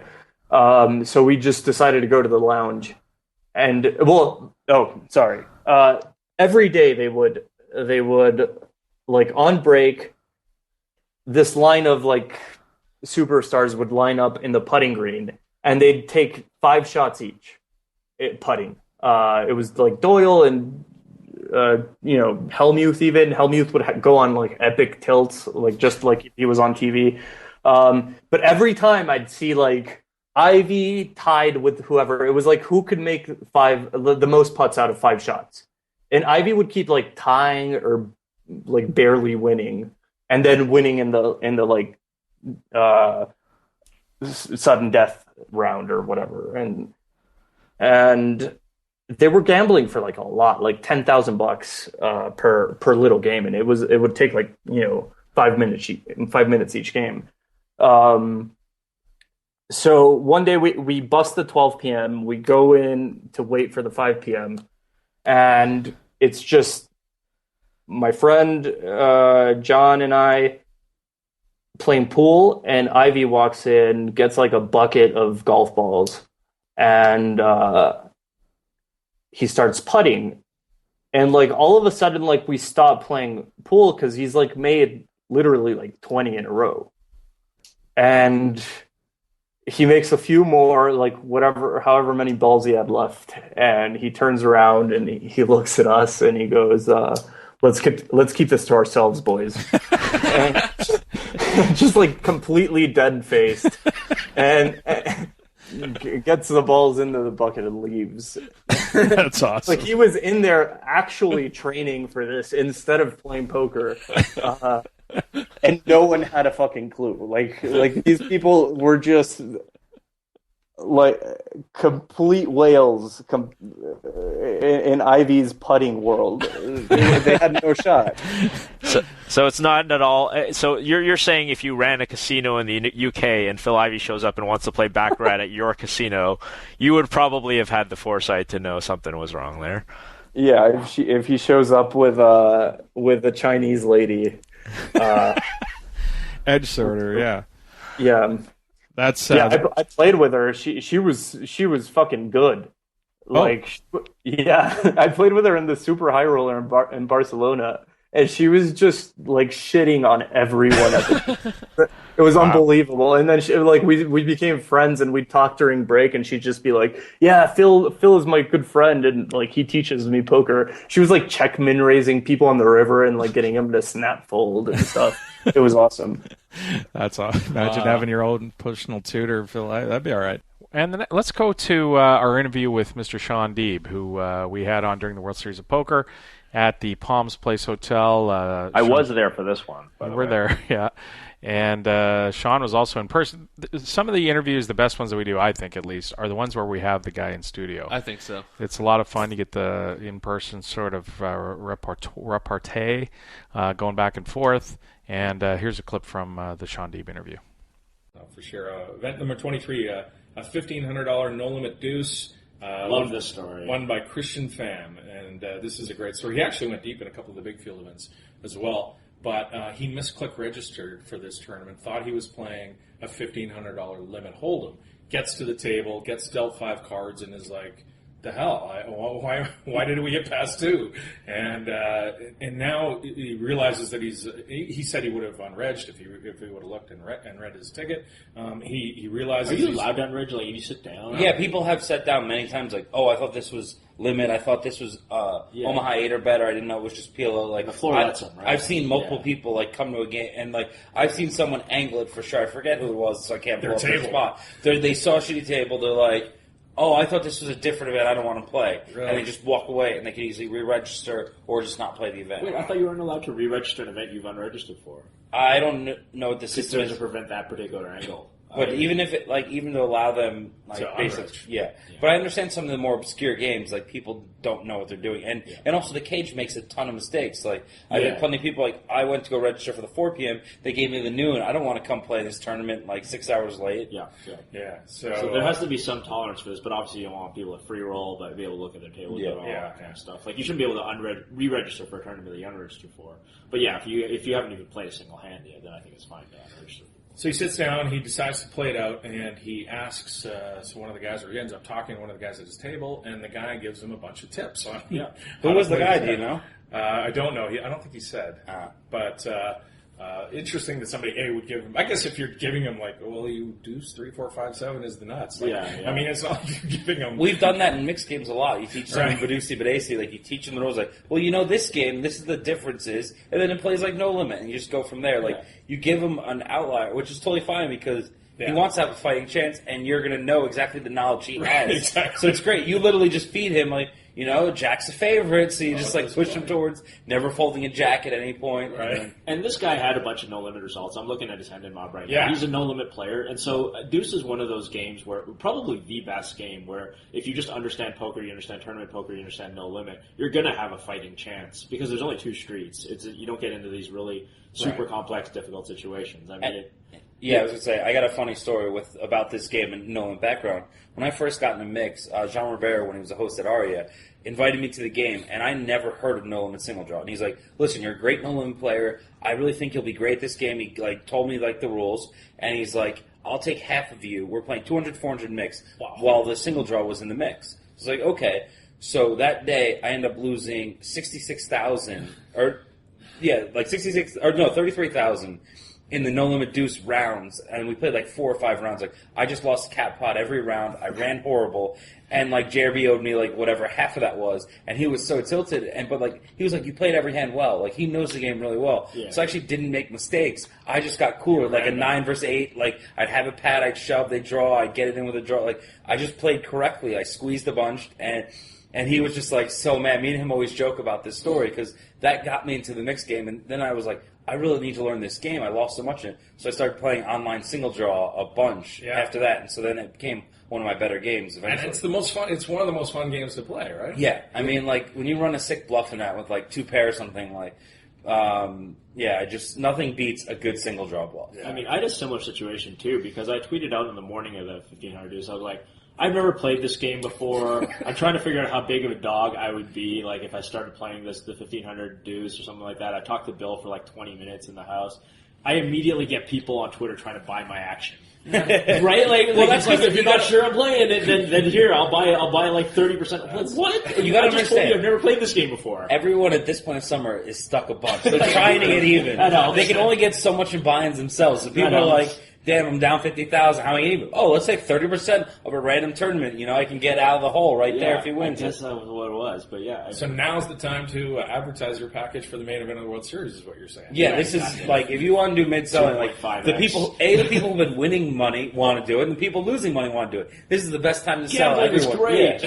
Yeah. You got someone like Terrence who just wants to fire off his tax money and That's right. So he sits down, gets a quick lesson from a guy at the table, and as Terrence said, he has played a lot of no limits, so it sounds like he fit right Huck in. Seed. I was playing with Huck Seed the other day, and he made that final table as well. And he said that this guy Christian Pham was probably the toughest opponent. That Really? the guy that he was the most worried about. Because when you don't know, you got to think that by that point it's day 3 of the tournament. He's played hundreds of hands, and he's played with some great players in that field, so he's learning and adapting. And anyone with a good poker mind, like you hear a lot of stories about when no limit players play stud or Raz for the first time. Like as the tournament progresses, their improvement, like hour 5 of the tournament, they had no shot of playing as well as they did at the final table. Yeah. But with all those extra hours, and they went home and just thought about the game and just kept putting themselves in spots or paying attention to two people, how they played a hand out, and then like learning and adapting constantly. What do you think the skill gap is in that game? It's is it big? It's very large because the equity is like you're just drawing dead so often. Yeah. When so like Pat versus Pat, or like making a decision like that, or just deciding when to bluff post draw. Like there's a lot of range exploitation in that game, and so that's when you realize that so often they have a 10 or a jack, and you're just like, I'm just gonna bet 2x pot. What is he gonna do? He has a bluff catcher. Like what is his? Does he understand how often I should be bluffing here, or if I'm never bluffing here? And you kind of, it's so player dependent. If you think someone's a hero caller or a hero folder, and you go from there. Right. Big mistakes are big. Yeah. Instead of losing one bet, he was real big pots. So it ends up taking it down. A fantastic story. Now I'm subscribed to Google Poker News. Yeah, this was Poker. big. Yeah. So you get a daily thing of all the different news feeds. He was all that, over the news. Report anything to do with poker, and this was in. I don't all even the subscribe news to it. I just it would randomly show up on a lot of stuff. Like it's in I just googled his name the second ago to find his end month. regional It's on newspapers Business Insider. and It's stuff. on Bleacher Report. It's on news.com.au. So they're talking about it in Australia. Apparently. Crazy, I mean, right? I'm just the Huffington Post. Poker player accidentally enters a wrong event, wins. Like Right. Denver Post. It's all over the wires. Tons and tons of exposure, which was kind of cool, and especially for the No Limit Deuce game. Event 24, $1,500 horse, was won by LA grinder Arash Ghanaian. Arash has been around the poker scene for a long time in LA and at the Commerce. I've known him for 10 or 12 years or something. So he takes down his first bracelet. He's expecting a couple of kids too, as well. His wife was on the rail, twins, I believe. Yeah. So that seems to be a timely win for him too, with the baby coming. In the college fund. Event 25 was the 5K No Limit Hold'em 6 Max, which was an interesting story. Now, this is one of the marquee events, right? Yeah, I mean, which wizard is going to win? This was the 8 Max. Sorry, the 8 Max. Yeah, the 8 Max. So it's kind of like which No Limit wizard is going to win at this time. Right, it's just full of wizards, and it ends up being won by a football coach from Florida named Jeffrey Tomlinson. You could have got a good price on that. No kidding, right? Like, here's the thing: I played with Jeffrey on day 1, day 2, and day 3. In that he tournament. actually knocked me out. No way. So yeah, and I gotta say, like of the last 3 tournaments I went deep in, the person who knocked me out went on to win. So I could have told Are you. you serious? The Raz, the 10K single deep draw, chip. and All you have to do is win literally, the deep like chips. I have so much luck. If you are luckier than me, pass it you on. just win. Yeah, it's just like here's the torch. Congratulations on your bracelet. You knocked me out. But it's like, you if you knock out like some famous people, you get like a book or like a CD or something. So we knock out Sean, you just get the bracelet. It's pretty good. I really should keep track of all my other events I didn't go to because I must be like another 3 people who won who knocked me out for sure. What did you make of his game? You played with him for a couple of days. He was pretty tight. He actually played a hand tricky versus me when he knocked me out. My roommate Artie knows him very well from Florida, and me and actually Jeff, he's from Philly. I'm living in Philly, and I actually have family in Jupiter Island where he's from, living now. So we had a lot of conversations about life and areas, and he's a super nice guy. Like he plays a ton of poker. Like he's a football coach, but he plays cash games a couple times a week. Gotcha. So, and this tournament is actually deeper, so it's more beneficial to a cash game player. You're not 15 big blinds effective, where I think his leaks would have been exposed. Right. But you stay, he had a lot of chips, you stay 60, 70, 80 blinds deep the whole tournament. You can really maneuver and use his skill set and what he knows about poker very well. And he was no fish. I looked at him and thought he was a fish, but no. Every hand he played, he had good equity. It was a little on the tighter side, but that's fine. It's really hard to be a fish. I mean, what's the likelihood that somebody who's actually really weak wins the 5K? That's hard. Well, I guess it's 8 max. You said not 6 max, so it's not. Yeah, 6 max would be really, really brutally tough, but it's still really tough. I mean, you have to have some measure of game and aggressiveness. Indeed. Especially when it gets short, right? Yeah. That's true. In that field, you're going to end Yeah, up we did that playing when we were commentating the Monster Stack yesterday. We talked about a couple guys who were playing so tight it was close to impossible for them to win. Yeah. Because they were just clearly trying to ladder up. I mean, we had a guy fold Jack 10 suited in the big blind for one raise on the for a min raise. Yeah. Yeah. I mean, just insane stuff like that. I'm like, how you can't win this tournament? You can finish third or fourth, but you can't win. This But you're never going to run into those guys in the 5K 8 max. You're never going to have that spot in. You're going to be grinded down long before then. Nobody's laddering in the final table at 5K 8 max, right? So that's event 25. Event 26, the 1K PLO was won by Aaron Wallace, his first bracelet in the 1K PLO. I mean, that kind of event, 1K PLO, you get a ton of players. Yeah. You're often going to get, and nobody knows all the cash game PLO wizards, right? Yeah. From online poker, so you're not. I heard there were quite a few. In that tournament. Yeah. So, and then the event 27, there was a big tournament. This is the 10K stud. The most sweat tournament of the series so far, I think. I would think. Probably by far the most sweaty. The 08 was actually close. Really? Danny had some bets, yeah. Danny had some big bets. This was the 10K stud, was won by Brian Hastings. Stinger wins his second bracelet, I believe. Yep. And he had huge bets out there. He took 3.1 to 1, I believe, before 3.3. 3.3 to 1. It sounds like he got you. Well, no. It's really funny. I'm staying with Stinger this summer. Me and him have gotten a lot closer over the last few years. He's actually moving to Philly with me. So, cool. And we obviously have been talking a lot of hands, going through a lot of things together. So, yeah, obviously I was rooting for him. But no, the person who got punished for that was Jason Mercier. So, you got. Yeah, he was hurting for about a whole 2.5 days. And then, we'll get to that one for sure. I think Stinger said he won triple. I think he was triple. He got you. Yeah, he got. I had a piece of because I backed Matt Grapenthien, who won the 10K stud last year. Well, so what he was doing was he wasn't just doing bracelet bets at 3.3. He was also doing bets against any individual player that wanted to bet him in tournaments. So 15,000 for a cash, 15,000 for a final table, 15,000 for a win, or whatever amount that person decided. Exactly. So in our case, we had Grapes and I split 5, 5, and 5. Matt Grapenthien said, "Okay, I'll take." But both players had to play the event, right? So I think Sean, maybe you would know this is once he cashed. So once he mint cashed, what was that mint cash worth to him? Do you have a ballpark? It was I think it was 30 or 40,000. Okay. It makes a weird I did a weird bubble. It's a huge bubble. I did a similar bet where me and Jason did one of those bets in the 1500 Raz, and I also had a crossbook with Stinger in the 1500 Raz, and so that was a $2,500 min cash.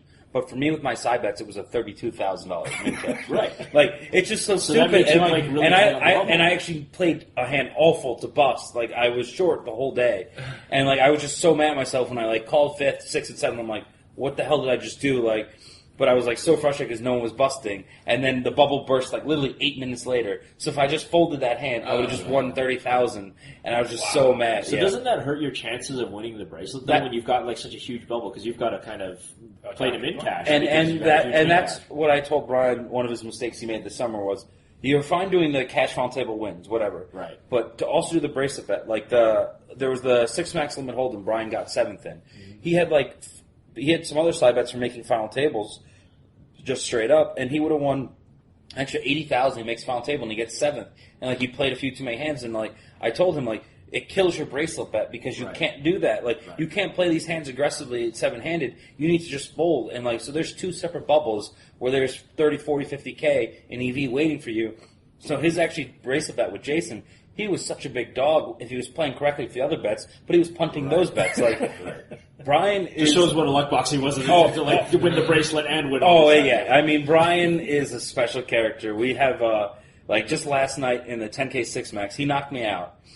Starting stack was 30. He's gonna win. Well, listen, No, starting stack. Oh wait, it's Brian Hastings' done. Starting stack was 30,000. He got up to 190,000 in level 8. It's 400, 800 big blind. Wow. He barely got to level 9. What? He was out. He just lost every pot. He just plays every pot. It's absurd. He didn't even bag. He had 6 times. Literally, he would have been second in chips at level 8 for the end of the day. Yeah, he would have just been set, and he just played every hand and got destroyed and busted. He was really tilted because he has even more side bets with the no limit guys. He got laid a bunch of price. He's just betting all the top no limit players in no limit, which was a terrible. So does he bet. still have bracelet bets going? He has player of the year bets is kind of his big thing. So fantasy points is the big thing. He has a couple 100,000 and bets are still open. So so for him to punt that tournament off, that's crazy. Yeah. And he was really tilted. We went out and celebrated after, and he was just so mad. He wanted to just go home and sulk. But I was like, dude, come out, let's get some food, let's relax. There's other tournaments to play. You got to get refocused. But He wasn't happy. He's a special character. Making those bets, he just ends up isolating himself against the Wizards, right? He bets against everybody at their best game. He's playing everybody at their best game. But I think that he's also much better at the games and tournaments, understanding tournament mix better than most. Yeah. And I think that actually some of his bets he's a big favorite in. Really? Yeah. He's a dog in some, but... Yeah, of course. I mean, when you make 700 bets, you're going to be a dog in some and a favorite. Yeah. You can't just auto have the best of it. Right. You wouldn't keep getting action. But, I think he advertised some really bad bets, and people just assumed he was a fish. But he's, really sharp, and he's really aggressive in the right spots, and he can be tight. How's his stud game? I think it's one of his best games. Really? We actually played a lot of stud together. A few months ago, there was a game down in Seminole in Florida, South Florida, and we were just me, him, and a few, Corey Zeidman, and a few other, Jason was actually in the game, and we were basically playing straight stud high with this couple fish. All right. So we played a lot of stud hands, and he gets the game, and he understands building up an image, and he played really, really well once he got chips in that tournament. Never folds pairs, from what I understand. Never folds pairs on 3rd Street, almost kind of regardless, right? He did. At one point, he didn't, but he started to once people figured out what he was doing, he was able to play a little tighter and get a lot more steals through. When he's playing as many hands behind, you just are handcuffed. You can't open. Yeah. So that you want to steal that pot with 8 antes and a bring in. And you just know you're going to have to put in 4 big bets just to get to showdown versus Stinger, who could have anything. It's a brutal situation to have that mentality. It's very, people aren't used to being exploited in limit games like that, but it's when you have that crazy monkey aggro 3-better who's 3-bet, 5-betting every hand you're left in no limit, you just can't open. The same thing can happen in limit games, and that's what he did to his tables. Wow, he's got to be really good at playing marginal hands then.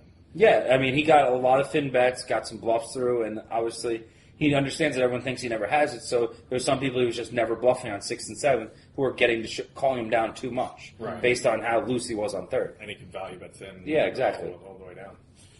Okay, so that's event 27. Event 28 was the monster stack that we were talking about earlier, the $1,500 buy-in, won by a Florida poker dealer. You might know him, Perry Shao. He's a Florida poker dealer, works at the Seminole Hard Rock.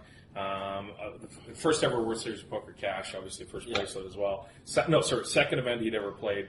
And he said in his post-win interview, he's going to be flying back to Florida in a couple of days because he doesn't want to be late for his shift. Wow, that's some dedication. We talked about Well, he might not have had all of them. He must have sold some action then. Obviously, to win that term for $1 million, you're not going to go right back. You might take a week or two off. You would think, right? Well, but I mean, I would think. I mean, if you're a dealer and you make $20-$25 an hour, but even if you had 10% of himself in this thing, that's a gigantic score. He said he won a turn, or he won $7,500 in a tournament a couple of weeks ago, and decided that he was going to take that $7,500 to Vegas and chase the dream. He ended up cashing or going deep, I think, in the Millionaire Maker, I believe, or one of the other big field events. Colossus. And he ends up binking this one. But really cool story. You and I did. We mentioned it. We talked. Yeah. We were in the booth with David Tuckman. We commentated from like 9 players down to 6, I think. He was pretty nitty. He didn't play hands. Yeah. He was doing the old stall with the 7. That was the thing that actually tells me the most. Oh, like man. There'd be like an all in front of him for flop. like 12 BB, and he'd look down and he'd have like the 7-3 off. He would just he'd like look at the guy and kind of like that was tilting me. But I mean, every time. A lot. You guys should have like opened up the door of the booth and started yelling at him. Like, stop tanking with nothing.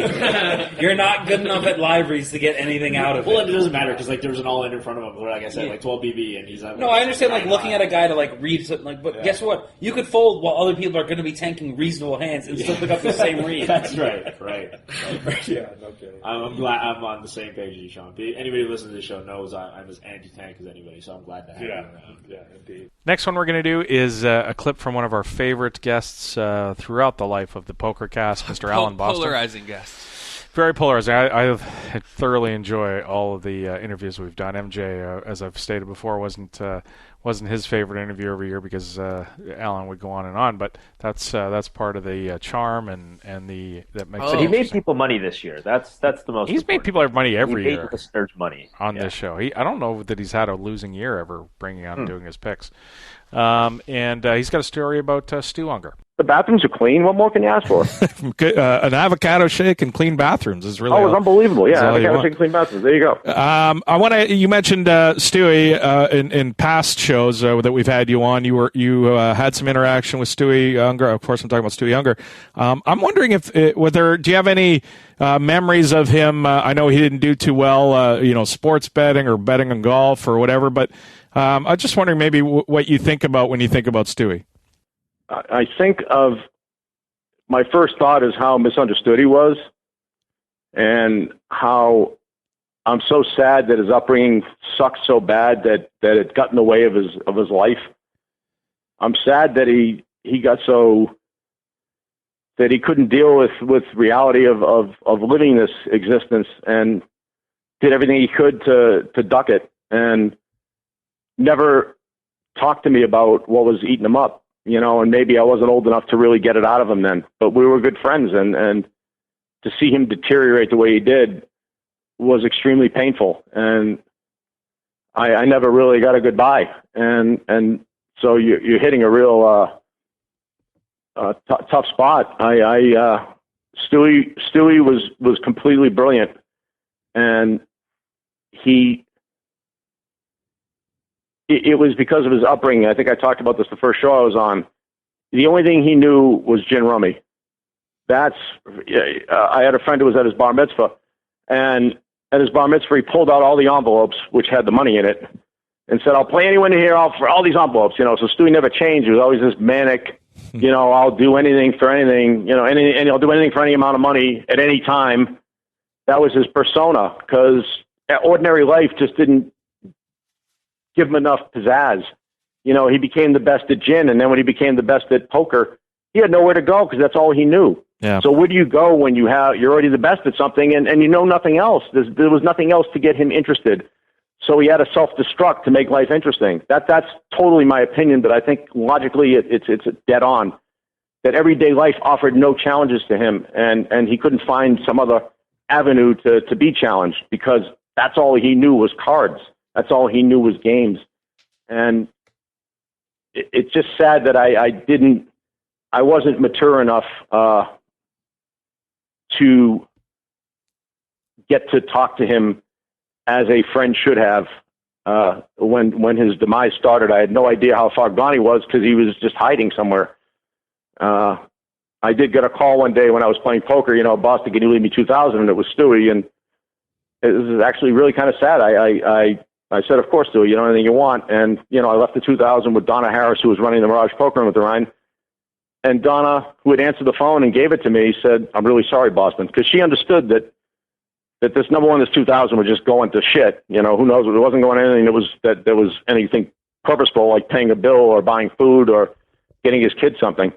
It was probably just going to drugs or, a hotel room where whatever he did. And that, I'm sorry, Boston, that thing right there where she wasn't really a fan of mine anyway, for her to understand that this is really kind of shitty.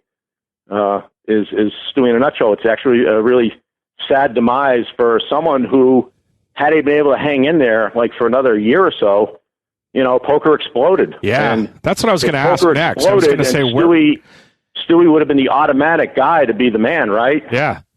And he loved the limelight. He would have found a way, look, I'm the best and I'm going to prove to everybody I'm the best. And, if someone came along that got better than him because they played online and figured out things, Stewie would have beaten him eventually anyway, just because Stewie's mind was just so amazing. He once gave me a gin problem, and I can't remember the problem, but it involved 3 plays where the other person threw 2 cards and I threw 1 card. So there were 3 picks of the deck, and I threw a card and he picked from the deck and he threw a card, and then and he asked me what 4 cards must the guy have, and I thought about it, and after a minute and a half, I told him, and he jumped out of his chair. Boston Al, that's great. No one's ever got that before. He said, but I figured it out on my own. And I'm like, yeah, all right, thanks. So as he was playing, he laid out the parameters of this logic problem to me. And at the time, my brain was very, very good. My IQ was to the moon. And, I came out to Vegas to try out for Jeopardy, which was in nearby LA. And I'm in Boston. I'm 3,000 miles away. Now I'm close by. I never did try out, but that was my intent, because I used to run Jeopardy categories. In fact, Stewie and I watched Jeopardy every night. That was our little thing. We'd sit there and talk and watch Jeopardy all night. But Stewie laid out the parameters of this logic problem, which a minute and a half later, a guy who was really smart got it. And he's there, well, I figured it out on my own. So he knew as he was playing the game, he figured out how to know what the guy had.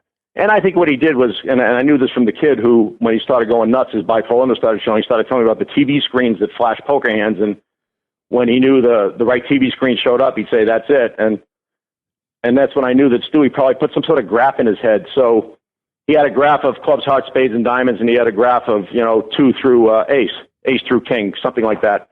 And if the guy threw a 9, Stewie would cross all the 9s out, because the guy didn't have 3 9s in his hand. He probably didn't have 2 9s in his hand because he threw a 9. And in gin, you're trying to build 3s, right? Yeah. He also, if he threw the 9 of spades, he probably didn't have the 8 of spades or the 10 of spades in his hand. So you could throw that off your graph. And eventually this graph would be X'd off with all the cards that Stewie both saw and threw. He took inferences from what the guy threw and from what he threw and the guy didn't pick up. And eventually the guy's hand was pictured on this graph. And Stewie had the ability, as he did that as a kid, to picture the guy's hand. And in fact, he knew what cards were in the deck at the end, and he knew what the guy had almost all the time. And that's why no one could ever beat him at gin, because no one had that talent to take that graph and X off cards, et cetera, et cetera, et cetera. And that was actually what I kind of taught Mitch, who was the kid who was the best no-limit player I ever watched. He went from very ordinary to very great as his illness got crazier and crazier. He got crazier and crazier, but more creative poker-wise, and it was just unbelievable to watch. What they don't have is really more important than what they do have, right? Because what they don't have, if you know they don't have the nuts, you can probably bluff them off the hand.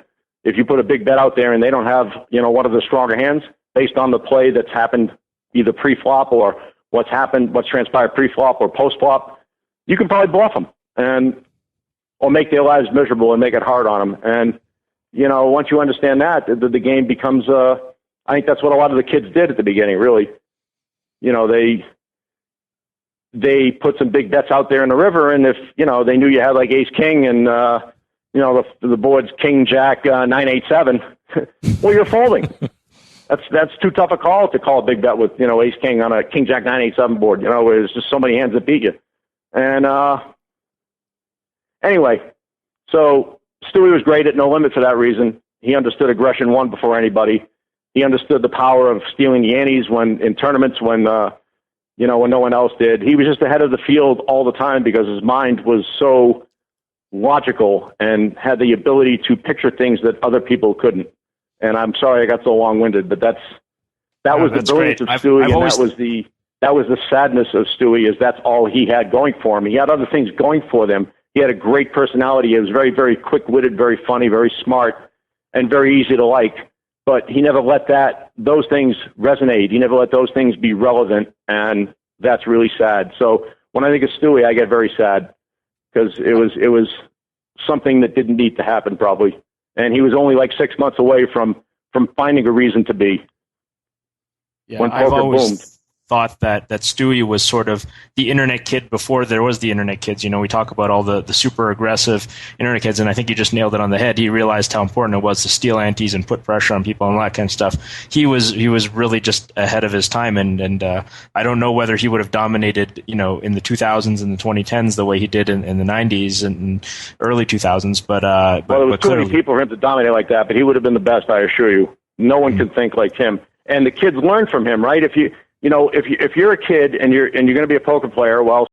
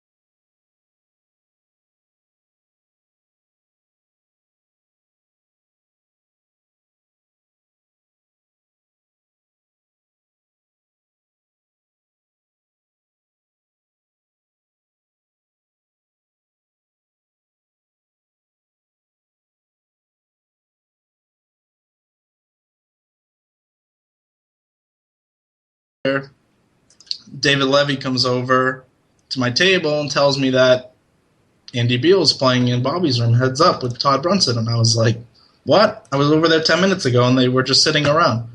And sure enough, I get up, I walk to the window, and just see stacks of $5,000 and $25,000 chips on the table, and they just had started to play 50, 100,000 heads up limit. Crazy. Can you see some of the hands? Like, obviously, you can see the chips. I saw some of the pictures that you took. Can you see the hands going down, though? I couldn't see the hands like too much in detail. I mean, I could see I stood there and watched a couple of hands where, I'd see flop action. I could make out face cards on the board, and I could see the board was like Queen 8-5, and I could see Todd bet and Andy called, and then he turned over, 2 face cards in his hand. So I'm like, oh, okay. I couldn't really get like hand for hand detail. I did see like one hand like where Beal had like ace rag and flopped an ace and bet all 3 streets, and Todd called all 3 streets, and he was good, and that's like casually a $250,000 $800,000 pot, whatever it is.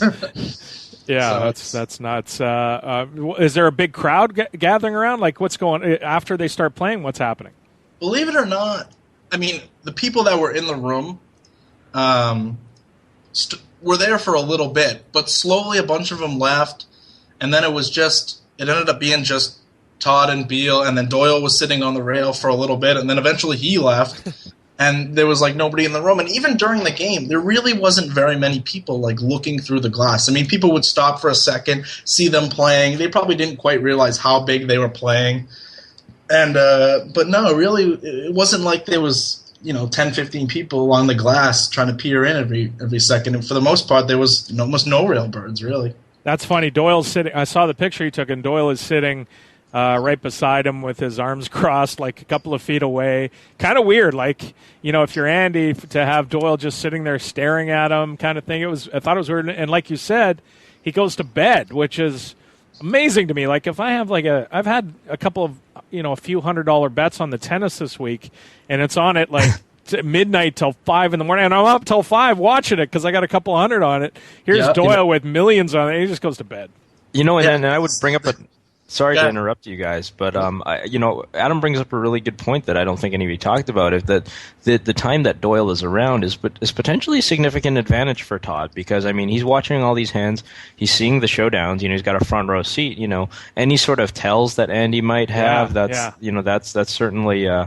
Doyle's been playing poker for decades. I would love to have somebody that I respected watch me play heads up live, limit hold'em or any game against somebody, and just coach me, because it's really hard when you're in the moment to always remember everybody's betting patterns and all of this kind of stuff. I'm actually kind of surprised that all the suits that Kyle mentioned in the room didn't kind of say something about that.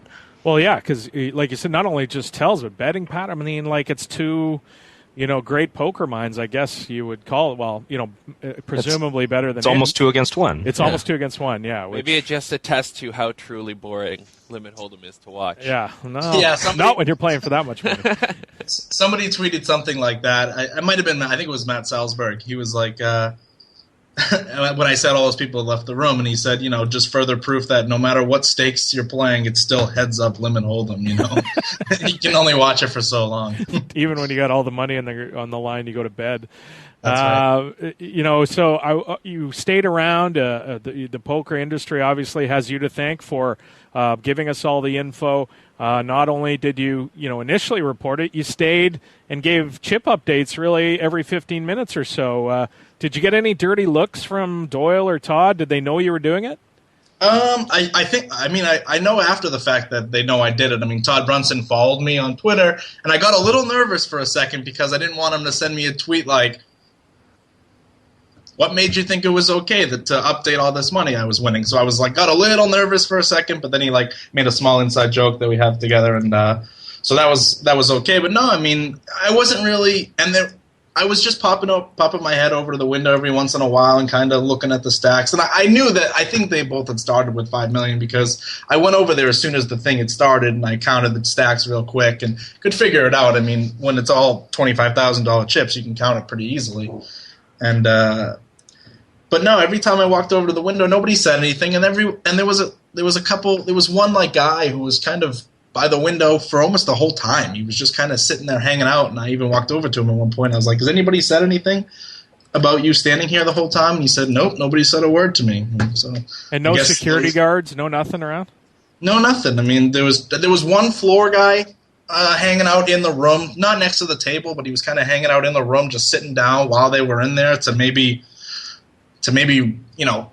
cut off anyone at the pass if they happen to wander into the room. But no, it was no security, no nothing. They're just two guys sitting there with $10 million in the table. Nothing serious. It ends up lasting about 5 hours. Did you stay the whole time, and were you playing? Like, you stayed the whole time, I guess, right? Yeah, I stayed the whole time. I was getting a little tired, but the game was so exciting to me that I ended up staying till like 3 a.m. when the game finally broke up. And yeah, I mean, it was just cool. I had fun with it, you know. It was fun for me, like, giving updates to everybody in my Twitter. Like, not that I was, you know, I didn't have very many followers at the start, and I still don't really have that many. But it was fun to like see all of a sudden all these people like following you, glued to my timeline, you know, looking for updates and stuff. Yeah, you mentioned they fist bumped, which is kind of a funny scene after dumping $5 million. I imagine Andy leaves Las Vegas. He goes to bed and doesn't come back. Any idea why he didn't come back and play? I'm not really sure. I mean, honestly, if you remember the first time around, he started winning. Like, he started off the thing winning. So, and then, you know, he was up whatever it was, 8, 10, 12 million, and then Ivy played him and won all the money back. And but this time he started off losing, so maybe he was just like, well, you know, if I won, I'd keep playing, but now I lost $5 million. It's like, that was fun. I got the rush that I wanted again, that I had, you know, 5 or 7 years ago, and that's all I needed. Do you think you live tweeting this? Obviously, poker news outlets pick that up, start writing stories about it. His name would start coming up left and right in Google. Like, do you think he paid attention in it, or did he care about that kind of stuff? I mean, obviously he's got to know it's going to get out. Yeah, I'm sure people knew about it, but I can't imagine that Andy Beal is scrolling through a Twitter feed, Googling, you know, searching his own name, trying to figure out if somebody's, you know, live updating about it. And even if he finds out somebody wrote that he had lost this amount of money, the guy's worth like $12 billion. Yeah. What's $5 million? I mean, well, plus there was a book written about it last time. It's not right. It's no secret that this guy played for the highest stakes in poker history. Yeah, I saw one article online that basically compared this loss to the average American. It's approximately equivalent to the average American losing $25. Right. Wow. That's insane. Like, just drop $5 million, no problem. See you later. It's And my personal favorite interview this year, let's end it with this one, was a guy who, you know, with our relationship with PokerStars, we're lucky enough to be able to get some guests on the show that maybe other shows aren't going to be able to get. Many zeros. And this one was so good. Alexander from Moscow, I believe he was from, and he had just won a $1 million sit and go. It warmed my feelings at night. On PokerStars, and I enjoyed the hell out of this interview. It was my favorite moment, I think, this year. As far as we know, it's still a real interview, and we weren't just being rolled. As far as we know. Yeah, we're gonna go. It's like one of those things. Like, if it was fake and that was like just an actor from like L.A., it was just Lee Jones. I don't ever want to know. Yeah, please don't tell me. I'm just enjoying it. It was too just much. Lee Jones doing PR. Lee doing that, yeah, that would be great. All right, here's Alexander from Moscow on winning $1 million spin and go. And from the Isle of Man, we are going to now head on over to Moscow. And in case you missed it this week, PokerStars has their newest millionaire on hand from a $5 spin and go. His name is Alexander. He binked the mill ball a couple of days ago. In a 6-minute spin and go. In a 6-minute spin and go. You must feel proud and good. This is PokerStars' newest spin and go millionaire, Alexander. Alexander, welcome to the Pokercast, sir. Thank you very much, and thank you for the invitation. There's so much to ask you about what happened, but let's get right into sort of what your history of a poker player is. Have you been playing for a long time? Is it something that you do a lot of, or is it casual? What's your sort of poker experience, Alexander? Well, I played around 6 or 7 years ago, but I never play like every day. I was playing like once in a month, maybe twice. I never participate in any tournaments, just playing poker on internet. So I'm a fishy. Fishy with a whole bunch of money now. Give us an idea of what that was like the other day when you sat down. Have you played a lot of these $5 spin and goes? And the moment that you hit that, you realized you were playing in the $1 million game. What was it like? I mean, it's got to be the most amazing feeling. Yeah, I guess so. I was losing $30, so I wanted just to turn them back. That's it. I wanted my $30 back. You were trying to win the $30. You were stuck back. I know the feeling. You're playing there, and you're like, okay, I just need to win 2 or 3 or more of these, and I can quit and go to bed, right? Yeah, and then, I had for $5, I saw like a blue screen, a green screen, even once a violet screen. It was like for 10 or something like that. And then I saw a different color of the table, and I saw many zeros, you know. No, but my first thought was it's just an advertising for another game, like join this game, pay that much, and you may win between thousands and thousands of people. So I didn't pay attention. Oh, so you didn't... I was like, okay, just an ordinary game. Wow. So you didn't know you were playing for $1 million. You didn't know you were playing for $1 million until how long? No, it was like for a few, I don't know for how long, like 30 seconds or 1 minute. And then I saw the messages, like on the screen in the left part. And was like hundreds of them, and I was, what's going on? That's amazing. And by that time, I was already with the Greek player. Yeah. Oh, you were already heads up. Oh, you were already. I guess I won. Yeah, with the Russian guy. Oh, so the other Russian has been eliminated, and you're only playing against the Greek player. Yeah, it was like in a second or fifth hand. I don't know. I don't remember very well. But when I realized there was 2 of us. Wow, that's amazing. You didn't even know when one of the guys got knocked out. You were playing for the $1 million. So Alex, when you're playing, like talk about, did you change your strategy at all, or does the pressure? Or do you think you played this one like the same that you would play a $10 tournament or $20 tournament, or was did you feel a lot of pressure? Well, of course, but I didn't want to change my game, because I think it doesn't matter if you play a game for $1 million or a game for $5. I mean, it's of course it is different, but I don't going to wait until I get a big hand, like 2 aces, 2 Ks, or something like that.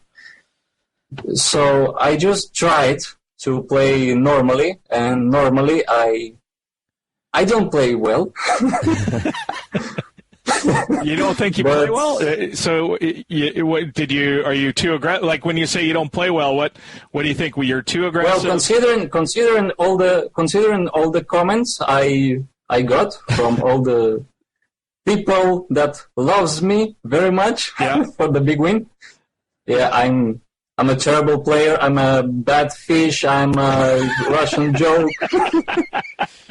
But you also have $1 million in your account, which has got to be amazing, Alexander. I know. Yeah, it warmed my feelings at night. I guess it did. For a couple of bottles of vodka. By the way, your screen name is fantastic, CCP Vodka. Thank you, but unfortunately, I'm sober now, and always. Good almost. For you. Good for you. And I don't like vodka, But your screen name has vodka. I love it. That's Yeah, I'm Russian, but I don't like vodka. And I have a name on it. Playing to the stereotype. Yeah, I like beer. I like tequila. I like whiskey. Now I think I will love whiskey of 20 years old. That's some good whiskey, yeah, for sure. Wait, so did you sit there and stare at your cashier page for a little while? Well, I just saw this yellow screen name that vodka has won $1 million, and I was, nah, it's not me. Must be someone else. Yeah. That's amazing. And I was like, and the comments are going like, blah, blah, blah, and so on. I'm going to shut the screen, and did I win? Yeah. Nah. Did I? Nah. And I was like 15 minutes thinking like that, and didn't went to the cashier to check it out. And then, and when I looked, it was like 1 million. It's 1 million or $10 and 00 and 00 cents. Oh my God! You must have a screenshot or something like that. Did you take a picture, a screenshot before you cashed? I mean, I assume. I guess I don't even know if you cashed out the money yet. Right. But did you cash it out? No, I didn't. But I took screens from other people that posted. Okay. Are you going to try your hand at maybe a little 400, 800 PLO or anything like that? One more time? Oh, sorry. Are you going to jump into any of the big games that run on PokerStars to have a little bit of fun, or are you staying away from those and still paying the rent? Yeah. Where do you go from here with your poker playing? Responsible. You've won $1 million. What are you going to play now? I think I will stop for a while. That's probably a good idea. No, but yesterday I played and I won $3. So it's $1,013,000. So you got $1,013,000 now. That's good. It's a good return on your money. Alexander, you're obviously not a professional poker player. Can you give us an idea what you do for a living and whether you actually showed up for work today? Well, I also work in the radio station. Oh. And you went to work? Yeah. You didn't quit? No, basically, I need to keep working 2 more weeks by law. So you did quit. You gave your notice. No, but I still there, and well, it's a good job. You're working there. Sure. So well, I will be there for maybe 2 more months. 2 more months. Just to buy your coworkers a few drinks and remind them that you're the richest guy in the office. Exactly. Yeah. I don't need this job anymore. You can walk in and just piss people off. Who cares, right? I'm out of here. Don't threaten me because I will quit. Alexander, what about the people around you? Does your boss hear that you will quit? Yeah, then he'd be quite upset. What about the people around you, Alexander? What did they think? Your family? Give us an idea of what their reaction was. Well, I was alone that day, and my parents live apart, and my wife was studying at night, so she was about to come, and she was already near to the house when I called her and yelling at her that come here faster. Yeah. Does she know you were playing these games? Yeah. We played. Also, I explained her how to play, and she's better than me now. And so I told her that, hey, I won 1,000. Yeah. 1,000, you said? Perfect. Did she believe you won $1 million? No, I think we didn't believe in 2 days, I guess. Yeah, I can imagine it would take a while for it to sink in. I mean, the maximum I hold in my hands was like $10,000. That was the maximum. Wow. And now, it's just unbelievable. Yeah.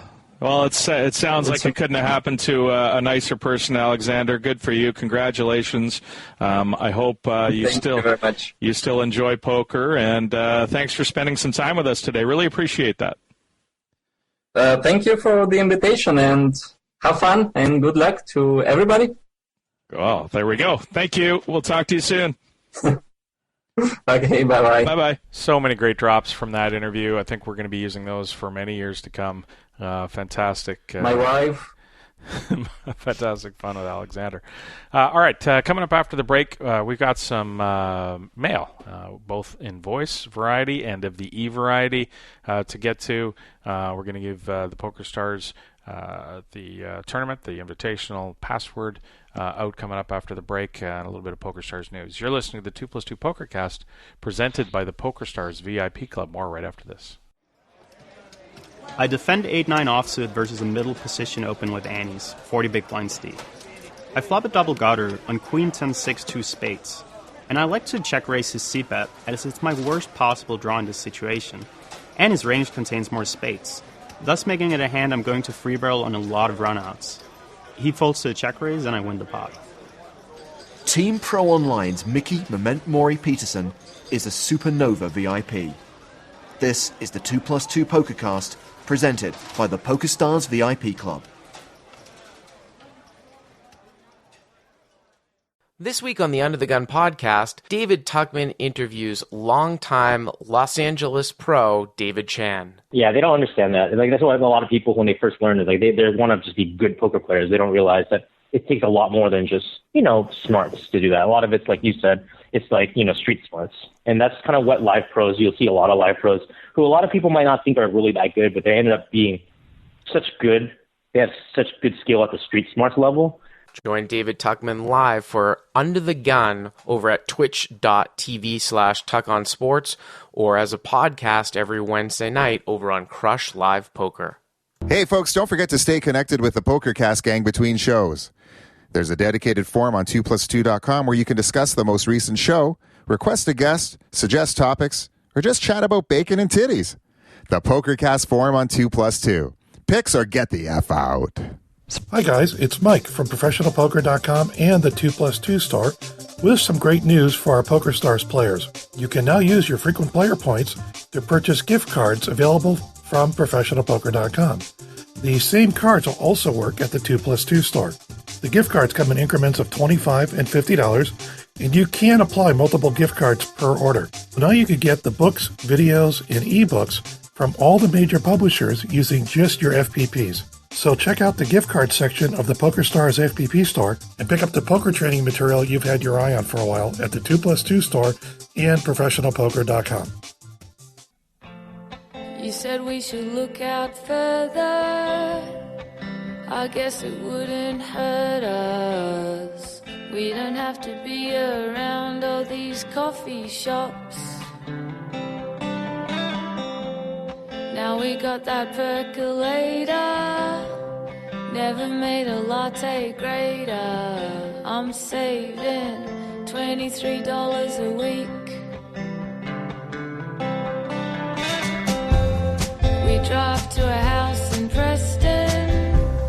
We see police arresting a man with his hand in a bag.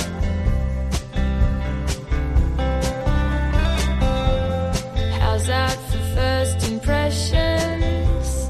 This place seems depressing. It's a Californian bungalow in a cul-de-sac. Welcome back to the 2+2 Pokercast, presented by the PokerStars VIP Club. Let's get to a little PokerStars news. We mentioned the PCA coming up on January 6th. If you're making a late scramble to get down to the Bahamas to enjoy that fine event, I hope you have a lot of fun. And I wanted to give a quick reminder to people to follow, if you're on Twitter, to follow at PokerStars, which occasionally what they'll do is if you're paying attention to your Twitter feed, they'll send out a tweet with a contest for a free $11 ticket or something like that you can pick up some free money if you follow that PokerStars Twitter account, as well as keep up with many of the promotions that are happening each day. The Sunday Million was a $5 million guaranteed tournament. I don't know if anybody followed this last weekend. It was the culmination of the December festival that the PokerStars was having that this year. So they made a deal 7-handed at the final table. I was watching it, and not surprising. Not Big surprising. money on the line. I think at that point, 7th place was $70K and first was $580. Was it really? Yeah. Macro. Remember, this is a $200 buy-in, 31,000 entrants into the $5 million guaranteed. Prize pool was $6.2 million. They took most of the money off the table there, and the low man got $225,000. When you said it was what, 70 something?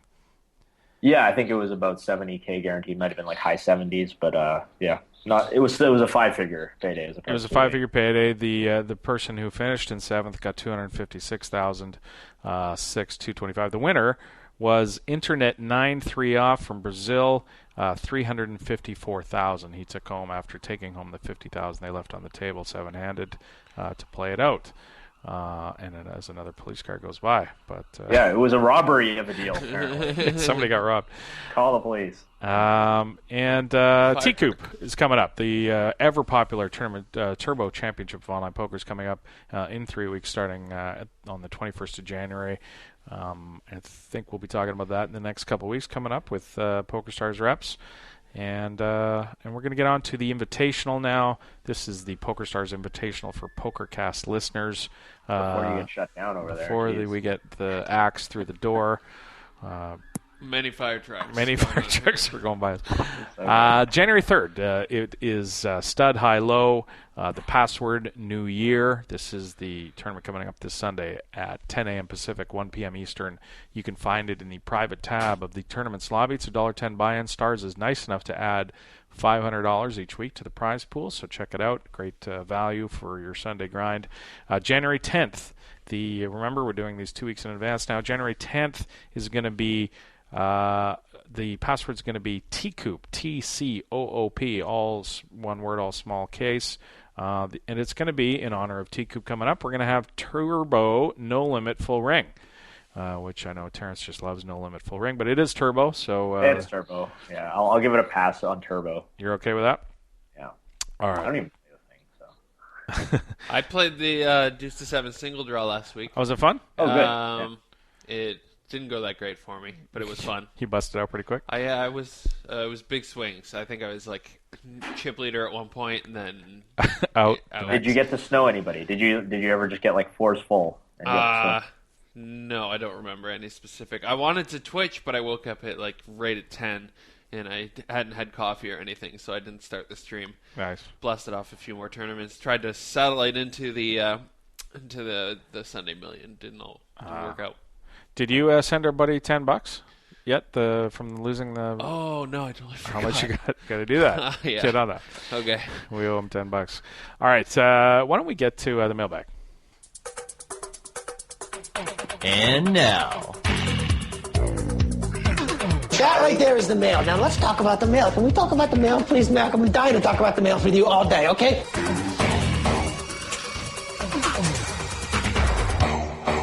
Mailbag. Email number 1.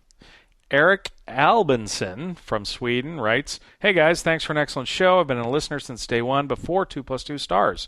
The only comment I ever made was when you got sponsors by PokerStars. I was very mad, and I thought Mike and Adam was such a sellout, but I regret that now. I love you, all of you, including Terrence and Rusko.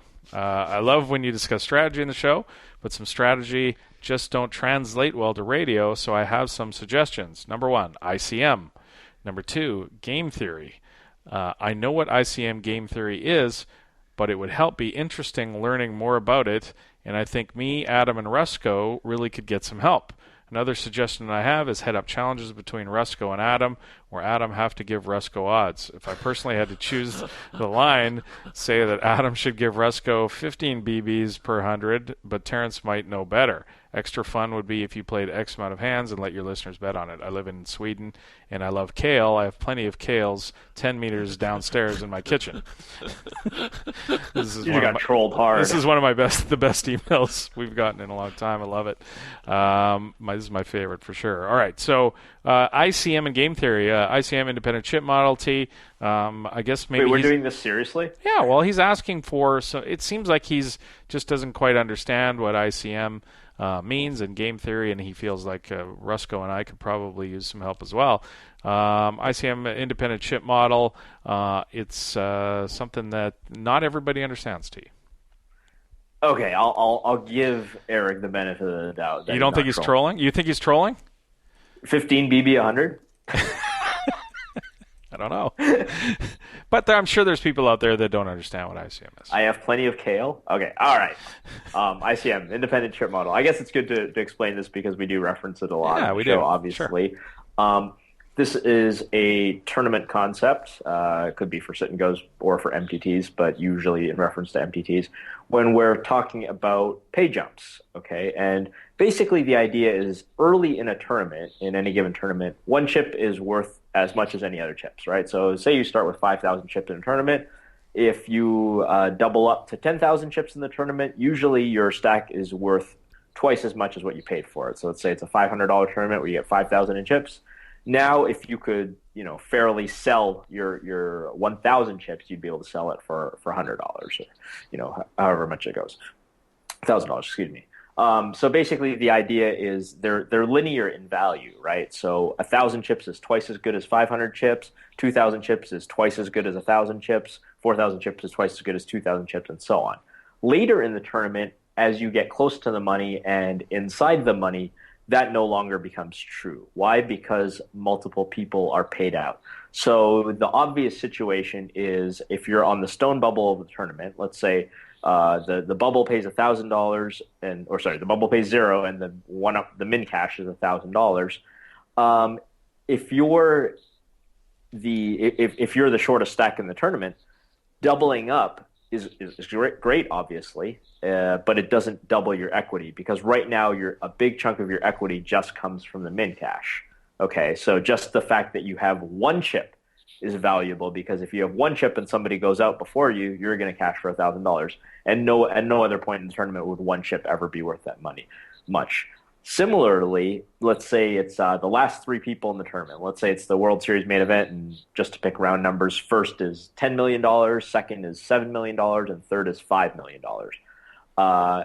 If you're in third place, even if you have, again, say one chip or a 1/100 chip or the smallest chip that's in play, you're worth much more than you would if you just did the math off the starting stack because there's always a chance that first could knock out second place, which promotes you to the second place cash. So even if you're down 900 to 1 in chips, you're still good. So what ICM is, it stands for independent chip model, and it's a way to account for these differences in pay jumps and what your chips are worth at any given time. So like I say, late in a tournament, having 1 million chips is not twice as good as having 500,000 chips. It's quite a bit better, but it's not twice as good as it would be in the beginning. Yes, indeed. So independent chip model, if you go to, let me pull up the website, icmpoker.com, you can play around with a bunch of software. That's actually not the one I wanted. What is it? ICM calculator.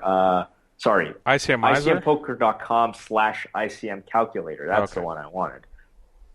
You just put in a bunch of, what a normal prize pool would be. You could use last week's Sunday Million, how many chips each guy has, and you'll be able to it'll tell you how much each player should be worth approximately. Gotcha. All right. That's ICM. Game theory.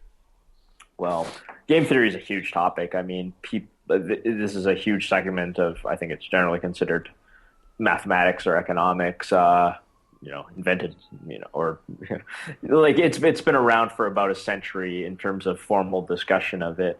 But Vanessa Russo got a degree from Duke, I believe, from inventing game theory. Who did? Vanessa Russo.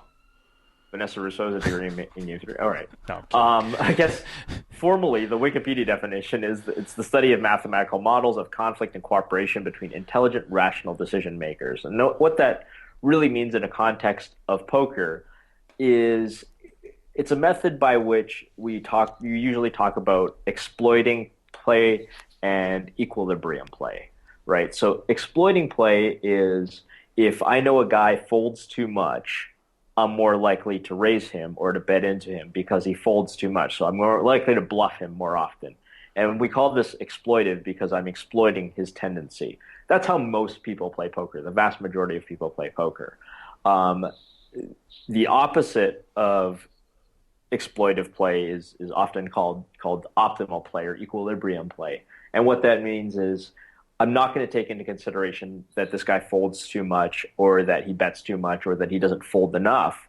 I'm just going to play how I think it's correct to play. So what happens when you think somebody bluffs too much or doesn't call too much is you bluff them more. But if they're remotely intelligent, they'll realize, hey, this guy's betting a lot. He's being really aggressive. He's bluffing me a lot. And then he starts calling more. Okay, and then so as he starts calling more, you'll start bluffing him less and less. And then we might swing back to the other way. You bluff him not often enough to be correct, and all of a sudden you're now exploiting the fact that he's calling too much, so now you're value betting a lot. And then this goes back and forth like a seesaw. You guys both reach towards the middle, which is what we call the equilibrium. In poker and game theory, is the general overarching term we use to describe this sort of balance, this interplay between equilibrium strategy and exploitive strategy. So hopefully that's understandable. There you go, Eric. Hopefully that helps you understand those two concepts. All right. Are you going to be offering Ross a 15 BB per 100 edge in a challenge? Now that since we're taking this email so seriously, that won't be happening. No, the man he's learned from the master. He's now I'm Yoda, and he's maybe in 08. Do you think he can beat Ross for 15 BB 100 in 08? Most likely, probably. If we played it up, yeah. Wow, really? You think you could beat him for 15 BB 100? That's it. In 08. Have you ever played a hand of 08? Yeah. Oh, you have? I've played a bunch of accidental hands recently because on Play Now the filtering isn't that great. So really? I've sat people heads up and then like get all in and split the pot. Oh really? And then I'm like, oh, and then I sit that's PL 08. Yeah. No, I'm talking about he's Terrence from Limit 08. Yeah, no, I wouldn't be that good. I barely know the 15 rules. big blinds per 100, but yeah, that might. It would be kind of fun if you put a little bit of money on the site and we battled it out heads up and then did a Roscoe report on the hands that we could do. Why don't we do that with play money? We can do it on Stars and we can play a head up match of some amount of money and we'll play it. Okay, we'll do that. Email number 2. Gents, Ian writes, thank you again for all your content and hope you had all had a great Christmas. Due to work, family, time commitments, and that I'm not a great cash game player, the only real games I can play are sit and goes, and like many recreational players, we all dream of that big score. I once qualified from a $15 satellite on UB to play the Aruba Classic, which was an amazing experience even though I didn't cash, so I now play Euro Steps on Stars. I usually buy in at the 27 Euro step as it's comfortable for my bankroll and have made the final step 3 times, coming third, just missing out on the San Marino stop a few years ago. My question is, as the steps sit and goes have a different dynamic to the standard sit and goes in terms of payout, are you aware of any step specific literature or resource I can look on that will help my game? I feel I'm half decent at them, but when there's something missing from me getting over the line, perhaps it's scared chips when I reach the 700 Euro step, or that 3-handed I'm too patient or not patient enough to make the top 2 places and advance to the next step. Any advice would be greatly appreciated. P.S. Ross, I love you, man, but those air horns scratching at the end of that drop have to go. Wait, what? Oh, I read that wrong. I thought he was like, I love it. Drop. He says lose the air horn scratching. He's on Team T-Chan. At the end of that drop. T-Chan loves the air horn scratching. I think he says he's made the final step 3 times, coming third. Obviously doesn't have a very big sample, so saying you're scared money or there's some reason, unless you know and you can see where he's made blatant mistakes, by being too passive, then maybe you can look at that. But just in terms of results, it's sort of hard to look at 3 tournaments that you've played and make decisions on it. As far as I don't think there's going to be a lot of literature out there that are going to discuss these things because they're so niche. There's just not too many people that are going to want to consume that content. That people they're going to write it. I don't know if you know anything, T, that might be out there. No, I think the key is shorthanded play in general, right? So he's the key line to me, sort of from this email, is like he says, 3-handed, I'm either too patient or not patient enough to make the top 2. It's like, well, if you don't even know which one it is, then that's not a gap in. That's not you being scared, or that's not a mental gap. It's a knowledge gap, right? Like you're not comfortable enough 3-handed. You don't know, and the only way to go out there is just really work on your shorthanded game. Learn your hand values, learn your shoving ranges when you're 3-handed. And, obviously there's some, we just finished talking about the ICM thing. There is some really weird ICM stuff that happens when when it's 3-handed and the top 2 places are a seat and the third place is like nothing or some tiny amount of money. It's really, really important not to finish third. But that stuff is really hard to do. I'm not aware of any literature at all. That's something where maybe you might want to look at an actual professional kind of sit and go coach to analyze that sort of stuff. It's not even my specialty because satellites aren't in any way my bread and butter. But that's the real thing. I mean, you basically don't want to bust in that third spot, but you can't get blinded out either. So. I guess what my takeaway is if you don't know where your leak is, we're certainly not going to know where your leak is. So you that's a spot where maybe some individual coaching might be useful. And I would say go play some spin and goes. Those are 3-handed, and you learn a bunch there playing shorthanded as well. And you can do it for cheap. They're $1 buy-ins or whatever they are. John writes, Email number 3. John writes, hey, Adam, T, and Ross. I love the show. I've been playing 2040 Hold'em and doing well, like 2040 Limit Hold'em, I guess. I read the Sklansky books and Further Limit Hold'em by Newall, which I thought was very good. Wanted to see if Terrence had any suggestions on reading material or sites that had good information to build more off of. Also, do you think it's optimal to be 3-betting hands like Ace King, Ace Queen suited, and 9s through Jacks in the blinds in 4-player pots pre-flop, 4,874 miles from Kells? Well, T, first of all, do you want to talk about the book, the resource thing for Limit Hold'em? I'm not that familiar with real great current literature. If so, he's probably explored the stuff more than I don't think there is a lot. I mean, I don't think anything on Limit Hold'em's. I'm guessing, but I can't imagine anything's really been written in the last, say, 5 years because the game's dying so much. Yeah. I mean, if you're a poker author, that's probably not where you want to be at. I don't know what the current best book on how to play Limit Hold'em is. I have nothing. Do you think it's optimal to be 3-betting top hands like that? Yes, with the depending on where the razor is in the field. So if you're if there's a razor under the gun and then there's 3 calls, and by the way, like Mason Malmuth and David Sklansky will disagree with me tremendously on this, but I do think it is generally worth 3-betting. I think in general in Limit Hold'em, it's generally correct.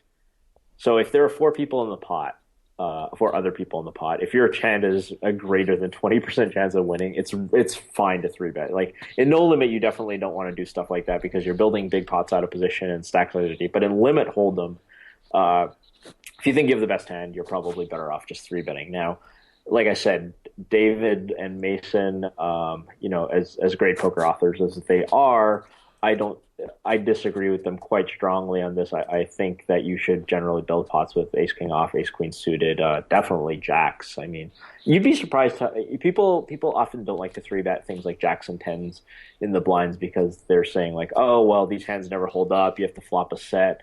But first of all, they do hold up some percentage of the time. I mean, a very reasonable percentage of the time. They're going to win way more than their fair share, way more than 20% of their hands, Jacks and 10s. And I think it's a false. I don't know what the right word is, but I don't think it's right to say that just because you need to flop a set, or even if it were true that you need to flop a set, which it isn't, doesn't mean you shouldn't raise, because a lot of the times you are going to go to the river, so you're going to see all 5 cards. You'll make a set bunch of times. You'll make things like a straight or a jack high flush or a 10 high flush with one card a big punch at a time. These hands just win so frequently that it's fine to build the pots with them.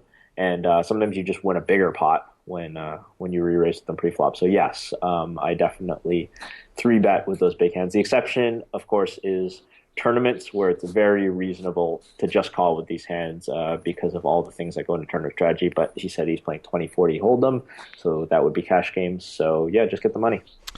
I wonder if some of that has to do with the fact that the game of limit hold'em's changed, in that people call a lot lighter now. It seems to me like, you know what I mean? Like the game's sort of evolved to the point where ace high call downs are fairly standard in spots. And if you're 3-betting with tens, you're going to get paid off. Whereas maybe 20 years ago, the guy isn't going to pay you off with ace high in certain spots when you do have tens and you bet through, kind of thing. I don't know if it's that. I don't know if because the key tell for me is that he's saying, well, there's 4+ player pots. So that tells me he's playing in a good game, right? Because if you look at like a game at PokerStars, even like say the 5-10 limit game, you're not going to have a lot of 4-way and 5-way pots, right? So this makes me feel like he plays somewhere in like Southern California or somewhere in the United States where the games are still pretty good, and he's getting involved in a lot of multi-way pots. And so, a lot of the times, I think my understanding is that like games in Southern California or a lot of the random parts of the United States, maybe like South Florida, games still kind of play like they did in the 2000s, and they're still pretty good. So I don't think that's so much to do with it. I still think that you're just talking about like your top 5% of hands, and then you should 3-bet those. Email number. K-Mac writes, 7,116 kilometers from Cal's. Great show. Love the mail drop. Took me a while to figure out where it was from. My question is, do any of you all know where the term heads up in poker comes from? Keep up the good work. I mean, other than the fact that it's two people, I guess, yeah, heads up doesn't really. I have no idea. It's not used in any of the sport. You're not saying head to head. There's yeah. head to head, so maybe that's where it derived from. That would be my guess. 7-Up. Heads up, 7-Up. It could be from the school child game 7-Up. Do they play that everywhere in the world? I doubt it. Is that a Canadian thing? I don't know. Email number. It's number 5. Austin Bluffs writes, and stick with me. This is a longer email, but I think it's interesting. Adam, Terrence, and Ross, I love the show and have been with you for several years. Have a strategy question to pose to you. A few months ago, I read Easy Game by Andrew Zeidman, who's known as Beluga Whale. One topic that I've always pondered from the book is the reasons for betting. Being the third edition of the book, Zeidman mentions that the reasons are value, to make a worse hand call, bluff, to make a better hand fold, and then he discusses a controversial reason that he supported in earlier editions but no longer supported as a primary reason for betting, rather a consequence of betting for value or as a bluff, was to capitalize on dead money. Deny a player their equity share in a hand, i.e. to protect your hand. I went to a local Colorado casino last weekend and played in a $2,500 buy-in Omaha high-low with it's Colorado limits, so the max bet or raise is 100 when this hand came up. We're 9-handed. Average stack is 250. Average so age, let me correct you real quick. Yeah. You just said 2-5 with 100 buy-in. I think the 100 refers to the maximum bet. Oh, sorry, 2-5 in that game. So it's like a spread. It's a spread limit game with 2-5 blinds. 2-5 blinds. And the maximum bet is 100. If I'm interpreting that correctly. We're 9-handed. Average stack about 250. Average age about 60. And one player who was the exception. What's the average IQ? Right. And the one player was an exception in his late 20s. Lag, arrogant, who recently sat down with $2,500 in a few orbits. I saw that he would almost always raise his button. Other players tended to limp to the flop. He was in seat 3 in the button, and I was on the other end of the table in 8. I was dealt ace-ace 2-9 and had about 250, knowing that I was well ahead of his range, out of position, that he would likely raise his button. I limped with the intention to 3-bet any raise. With a couple of limpers, the villain raised to 40 as expected. It folds to me, and I raise to 140. Everybody folds, and I take the pot of about $55 after a $5 rake. Ooh, jeez, rake, no flop, no rake, but not. Good thing the game's good, right? Not there, yeah. As the villain mucks, he asked me arrogantly, "Do people really pay you off in that spot?" Which appeared to mean that he thought I should bet a strong hand with a size that would be called. I dismissed his comment and continued playing my game. In reflecting on that hand, I further pondered Sideman's writings. It seems to me that looking for a fold with a better hand is a primary reason for betting while out of position. In Omaha high-low, where I understand that equities run close, would be a reasonable play. The situation I wanted to avoid was seeing a flop with no low possibility or any low or low draw, and no high hand, but a pair of aces on a wet board. Can you tell me your general thoughts about hand protection and denying another player their equity share of a pot? In this situation, do you think an original raise, limp call, or smaller limp raise has more merit? First of all, when he mentions, I'll let T get to this in a sec, but when he mentions that equities run close, that's often talked about in pot limit Omaha. When you're talking about Omaha high-low split, it's not quite the same. There's a wider gap in some hands, specifically when you have ace deuce for sure. These equities aren't going to often run close to hands that he's going to be raise folding with in that spot.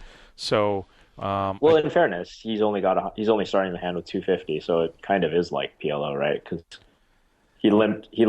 But the hands are the hands. He made it 140 with 110 behind. Yeah. Right, but the hands are the hands. Not stack sizes aside.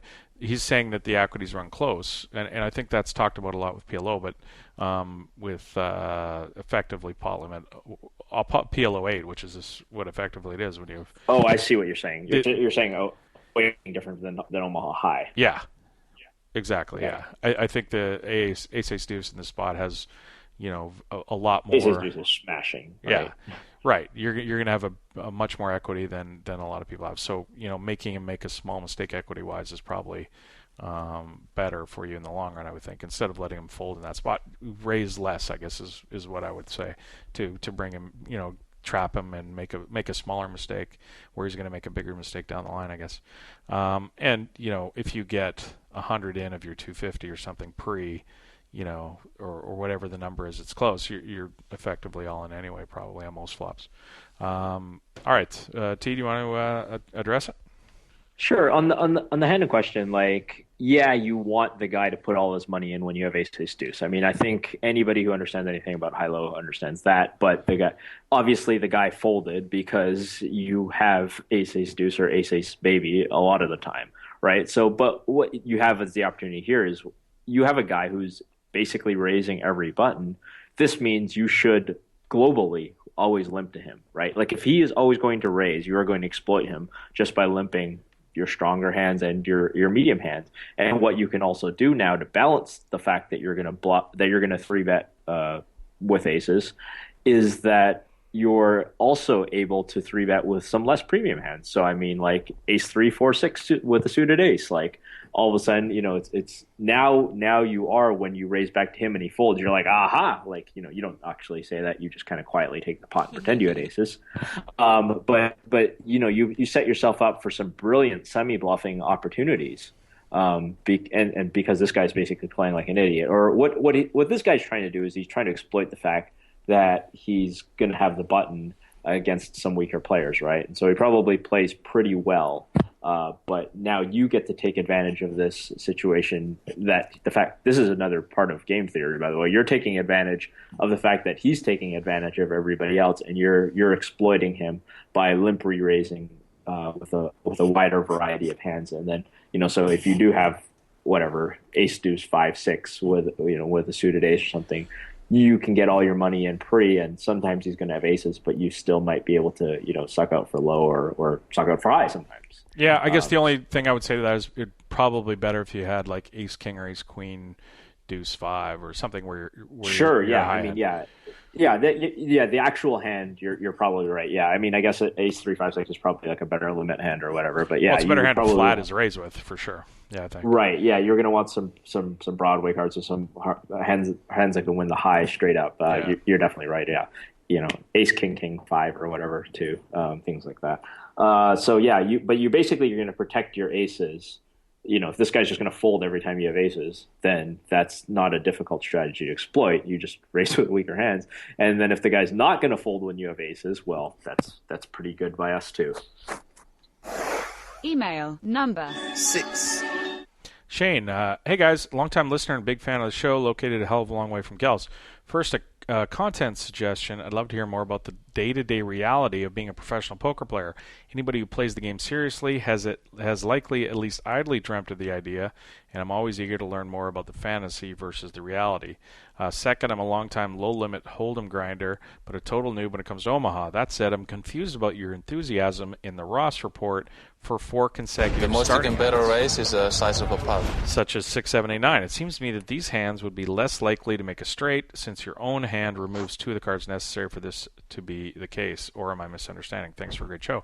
Day-to-day reality of being a professional poker player, I think, is pretty much exactly, from my experience of doing it for a bunch of years, is exactly like you would think it would be. I mean, you make your own hours, and the upside of being a professional poker player is certainly your quality of life is sort of left up to you. You can do, especially if you're a cash game player like I was for a long time, tournaments are a little bit different in that you've got a big time commitment each day or each time you sit down and play a session. But cash game, you can sort of make your own hours. That's good and bad, because if you're not focused enough or disciplined enough, you end up not putting in enough hours. So that's sort of the balance there. But day to day, the swings are, where you got to figure out the swings and how to deal with them. But I don't think it's any really different than you would think it would be. What do you agree to, or no? Yeah, well, I do agree. I think, but there's a difference between sort of intellectually understanding it and actually being there. So I think you can tell Shane or somebody like Shane, like, man, it's brutal, when you have like a really long losing streak or 6-week losing streak, and you're depending on this stuff to pay the bills, and you can explain to somebody how emotionally hard it is, but I don't know if they'll really understand it. Right, which is why we've interviewed a lot of poker pros on the show, and a lot of them have been up and a lot of them have been down. But it really is a different kind of feeling, and you know it, and I've known it. Anybody who really has played poker for a living and relied knows how hard it is and how much it does suck to go on those downswings when it's your job, and it's a very different beast from when it's your hobby. And so and somebody can tell you this so you're blue in the face, but it's a different level of experience. It might be like, like I enjoy reading war stories, like stories about people soldiers who have served in wars and sort of the hell and the misery. But I will never, hopefully, know what it's like to have been in like -30 cold and mud up to my ankle, mud up to my hips, and like the enemy firing at me, and so like I'll never really know, but I can read the description. But or you can play Call of Duty. Yeah, I can play Call of Duty where if I get shot, I just get to play again. Yeah. In a few minutes. But yeah, so I do like the storytelling, and I think I'll add that I think there are some great writers out there who have really sort of detailed what it's like to be a professional poker player, and there's some great essays out there. You see some video content once in a while and follow people through, but it's hard. Actually, like something like Bet Raise Fold is an interesting example of a peek inside that world. But it's hard to understand the emotional state of a person in that world without being that person, I think. It is. As far as the four consecutive card hands, such as 6, 7, 8, 9. Why those are so great. First of all, you don't need 2 of your cards to make a straight. If you have 6, 7, 8, 9, 3, 4, 5 makes a straight. 1 card for 3, 5. Lots of 1 card. 7, 10, Jack. There's only 1 of your card there, and you make a straight. With 6, 7, 8, 9, you make the nuts. But you also flop a lot of wraps, where you have maybe 1 of your cards on the board, but you also have pair and a wrap. A pair and a wrap and a whole bunch of cards to hit. So I'm not sure where he's missing sort of the concept there, but you end up with a lot of draws to nut straights with. Basically, just do this. Take the 6, 7, 8, 9 out of a deck of cards that you happen to have in your house, and then just deal flops. And then you'll see how often you have a really gigantic you flop a big It happens a lot. Basically, most of the times that it doesn't come with a pair, you're going to make a straight draw a lot of the time. Email number 7. Andrew, random thought, was just multi-tabling 4 tables on Bovada, and had a thought to send in a question. If Stars has the intention of removing the use of HUDs, won't that limit high-volume players from entering so many MTTs at once? or even cash games at that. For example, if a player using a HUD can 24 table, how many will they be able to maintain with no HUD? Conceivably, won't that impact Star's bottom line and guarantees of many of the tournaments? Or are high-volume multi-tablers thought to be a very low percentage of players? Maybe you could pull in 2+2 and see how many tables the average person plays on Sundays and how many they might drop down to with the HUD being removed. Yeah, I mean, I think it probably is a situation where people are still going to play a fair amount of tables, even without HUDs, if it comes to that. But I think Stars sees that as a net positive in the long run. Yeah, and you sort of touched on this earlier in the show when we talked about the really high volume players. I think Andrew says are high volume players thought to be a very low percentage of players. They are, yes. And you also mentioned that the Stars business model is not catering towards these players. So honestly, they're fine with it if a lot of these people drop down. It may, in fact, create a better player experience for the people who don't play 24 tables. And I think that's a big part of where they're going with this, is to make it better for, we had that email from the one guy a few weeks back who talked about how he plays one table, usually two tables sometimes, and he just can't stand these guys who are on 20 tables taking up all of their time bank and, using the seed scripting stuff, which is, another can of worms that he didn't mention. But, the fact is they're just changing their business model to get away from these guys who 24 table and use HUDs. And that's as simple as it is. Okay, so we got emails. We got 4 more emails. I think we're going to save them for next week. We got a lot of stuff still to get to. All the way till next year. We're not handling any emails until next. We're not going to get to these for another year. Mike from Victoria, Willie from Round Rock, David, and Brett Wells, who said something directly to you. So we'll get to those. We should probably do these voicemails. Yeah, so we get to those 4 emails next week, and let's get to some of the voicemails. Okay, so the first one is from my friend. Joe, it's Mark, a.k.a. Doozy, on the forum. I'm headed to the casino in Pittsburgh, so hopefully this call brings me a little run good. Just wanted to say, everyone, I love the show. Big fan for a long time. Ross, I wanted to update you that the potato you sent me is now alive in my garage where it's been sitting. And if you could check the tracking number on the additional gifts, they don't seem to have arrived yet, but I'm looking forward to receiving them. Thanks, guys. Love the show. Bye. That's so great. Doozy doesn't think he got his $20 worth with the potato, I don't think. That's a $20 potato, sir. That's a $20 potato? With no bourbon in it or nothing like that? I love that you... It's great. It's a paperweight. It's does it have his name monogrammed on it or something? What's the message? Is there anything special? It says Merry Christmas from Pokercast Ross. Yeah. It's on the... But now it's in the dirt making more potatoes. He said it's growing in his garage. It's got eyes coming out of it. Oh. Yeah. It's growing. It is. Okay. He's going to get his money's worth in the long run. Yeah. That's what he's maybe he'll just get the run good for his live session in Pittsburgh. That'll be the real gift. Yes, indeed. All right. All right. So this next voicemail is from the one and only That Pope. And before I play it, since I can't pause it halfway through, I should... he wants you and me to guess how much money he's got on him. And I didn't spoil it for myself. I stopped as soon as he said that he wanted to do that. So you and me have to set a line. Well, we both went for dinner with Pope and his wife when he was here. So we both have a little bit of information on making this guess. Is there any information on, did he say where he was? I think he was just at home. He was at home. How much money? Okay, so I'm not going to say my other thoughts out loud because that'll give it away. Of what I know about Pope. So I'm going to say, am I guessing, or are we writing this? My guess can't be, I can't say my guess, or that's going to influence yours. Why don't you write yours? Type it in a Skype chat. Type it into the Skype chat, your guess. To me, only to me. Yeah, and I'm not looking. Okay, I'm going to type it to Terrence here. I screwed myself on this before. Are we betting on this? Let's bet on this. Let's bet $10 on this. Okay, we're betting $10. I have received the wager. You have received it? Okay. I'm going to say, it's very difficult. Now I can talk out loud through my guess here. Pope is a limit hold'em player, Casino Arizona, and this depends on where he was.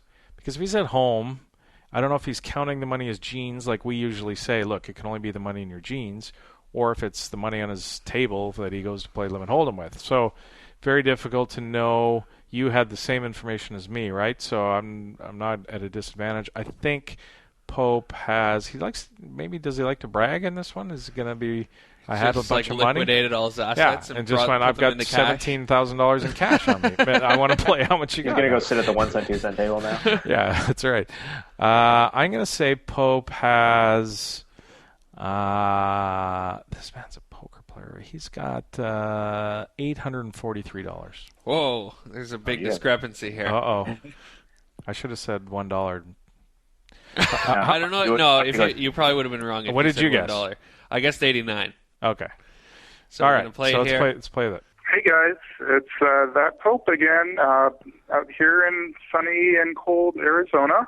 Adam is yet again begging on Twitter for some additional free content for the show, so I will help out yet again, giving you guys unpaid content. But I would change it up a bit, and instead of one of you guys doing how much you got, how about you guys do that with me?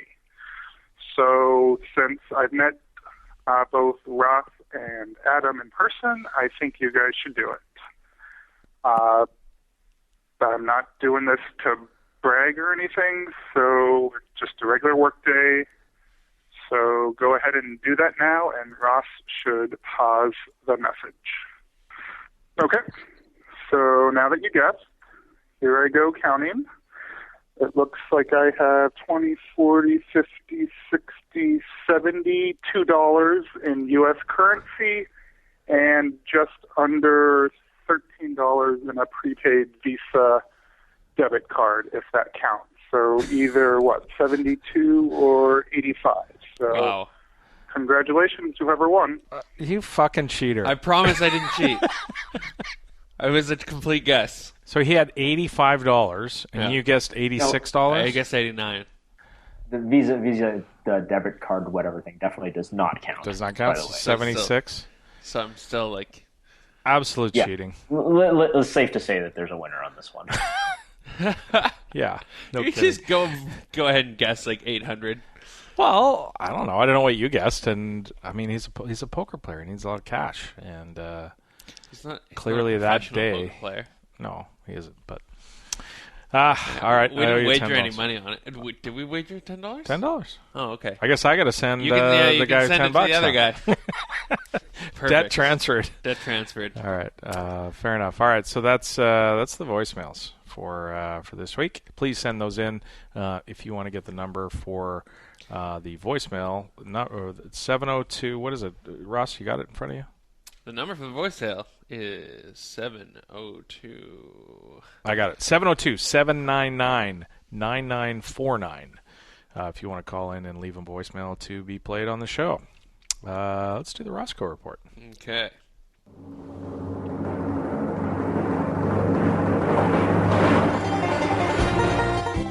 Good old Roscoe. Sure glad he's all right. Listen, boy, you gotta pick your spots good. You gotta make hay while the sun shines. Hey, good. You dipstick! It's time for a Roscoe report.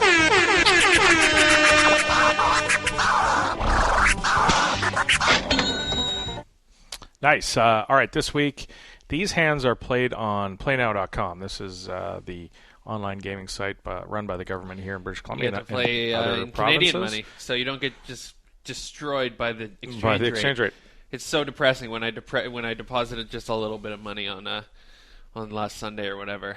Yeah. Well, you can win money on these poker sites too, right? It's a good thing. Yeah. Yeah, I'm up on this. I was actually crushing until last night, and I took a pretty big loss. So you didn't play any live poker this week? When the dollars are smaller and you win money, that's a bad thing. It's not always a bad thing. Could be no, it's not a bad thing. You didn't play any live poker this week? No, just with the holidays, I couldn't. I wanted to still play a little bit while I was back at the family house. Gotcha. So, all right. But that's the best time to play live poker, I think, when all the degens who are just pissing away money on Christmas Day, instead of spending their money with their families, spending time with their families rather. But unfortunately, I can't be a degen on those days. So I threw on just a little bit of money on here and ran it up pretty good. but not so much. So the first hand is a 6 max PLO game, $1, $2 blinds. You are dealt Jack, King 7 with double suited. Yeah. King high clubs, Jack high spades, and so I am 2 off the button. Yeah. So it folds to me, and I raise to 725. Looks like somebody called in front of you. Oh, there was a limp. There's a limp in front of you. Yeah, for $2, you raise to 725. The big blind called. No, a guy behind called cold. Fold. The small blind called, and the original limper called. Yes. The flop is Queen Jack 6 with 2 hearts. You flop middle set on a soaking wet board.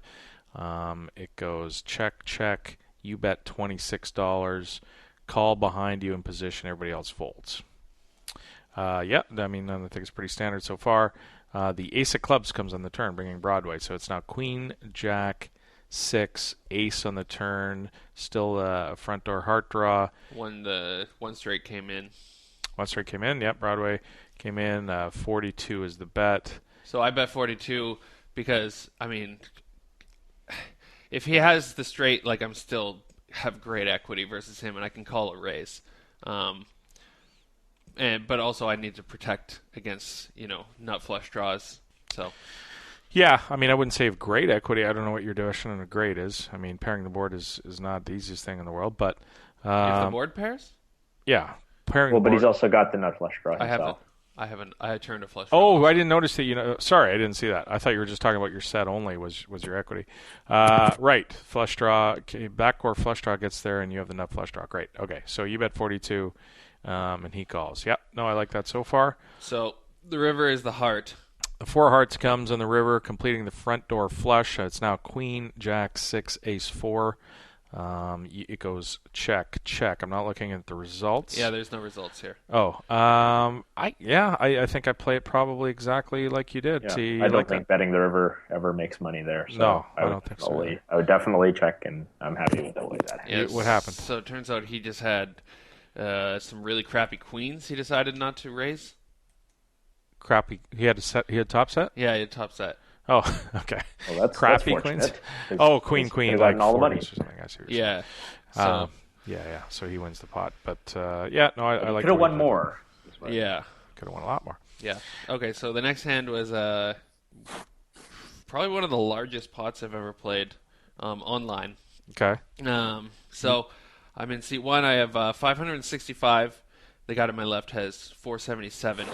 And then 2 guys with 100 big blind stacks. You're on the button. Yeah, it's 4-handed. 2 people are sitting out. So I'm on the button. I have Jack, Deuce, Ace, Ace with no suit. Okay. So it folds. I raise to 6 on the button. I get 3 bet. And I 4 bet to 56. Guy in the small blind calls. Flop is 10-4 deuce. So just let's talk about the pre-flop for a second. Bad aces are interesting to be playing deep stacked to big bets. So when we were talking earlier about equities running close, if you give him a hand like 8, 9, 10 Jack or something like that, double suited, where he's flatting your 4 bet, but you're still fairly deep stack to pot ratio, right? Mm-hmm. So you're going to be put in some difficult spots post. So what I like to do sometimes is I balance a little bit between 3-betting here and just flatting with the aces, and I'll do it sort of. I won't just every time I have bad aces and I have the chance to raise, I just won't always just raise. Right. I won't always take it. Just wanted to throw that comment in a little bit there because you can get yourself in some tough spots when in this situation you've still got a lot of money left after the flop. Yeah. I think I have thought of that, but also I think I just doubled up like a couple hands before with like a rundown hand. Okay. So I think that I'm perceived as like wide. Your range is wide. Pretty wide range. So yeah, I mean, you can't really go too wrong for betting aces on the button. No, for sure. I'm just saying I don't always do it. 100%. So the flop is 10 of hearts, 4 of hearts, deuce of clubs. So this is a great flop for aces considering there's only one high card. And anybody who's calling a 4-bet shouldn't have, 2 of those cards bunch of in their tens. hand. I mean, 2 tens is possible. I think that's a very, very probable hand to have, but also, it's a small part of his range. So 10-4 deuce with a hard draw. So he checks to me. I bet 85 into about 100 and change. Okay. And he check pots to 370. And I tank for a little bit, and I'm like, well, he could just have a ton of hands that I'm flipping against, and like this board is just like folding this board with aces just seems ridiculous. So I go all in, and he calls. But this is what I was talking about getting in tough spots, right? Yeah. Okay. So the turn and river were sevens, and the heart didn't come. So it's the final board is 10-4 deuce 7-7. No flush draw made it. And he had queen, 9, jack, ace with the ace, queen of hearts. Okay, so he had no pair, just naked flush draw. Naked flush draw. The 10 gives him a lot of runner draws to that hand, right? Yeah. So he's got some equity there. So yeah, he turns a gut shot also. I guess he's betting on the fact that you're going to lay down. Well, either if you don't fold, he's obviously going to try and make his flush, but maybe you'll lay down the aces. Yeah. So want a pretty I don't know. It just gets in tough spots with dry aces like that. But if you're going to play it that way, I don't hate it. People are going to call 4 bets with ace, queen, 9, 8, or whatever it was. Then that's fine. yeah. Depending on what it's. I mean, if they're basically going to mark you as aces, and then they're still going to call with hands that have an ace in them, then I got no problem. And then just go nuts with no pair. I mean, I would have been in such a worse spot if he flatted and then check raise the flop, and then check jammed on the 7 turn. Yeah. I don't know. I mean, it's just. Or if he just didn't re-raise pre-flop, then he doesn't lose a gigantic pot. Yeah, but that could also work. Re-raising out of position with a random ace, 1 suited ace. Yeah.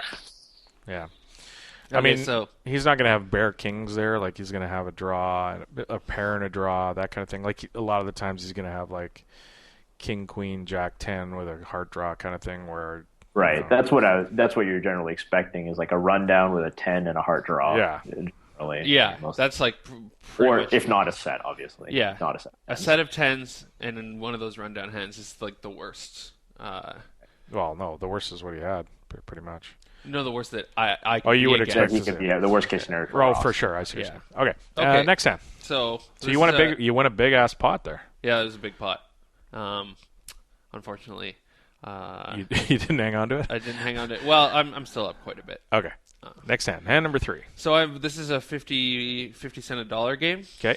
I have 122 effective stacks, are basically, 100 big blinds. So I am in the small blind. I get dealt 9 of diamonds, 8 of clubs, 10 of diamonds, queen of hearts.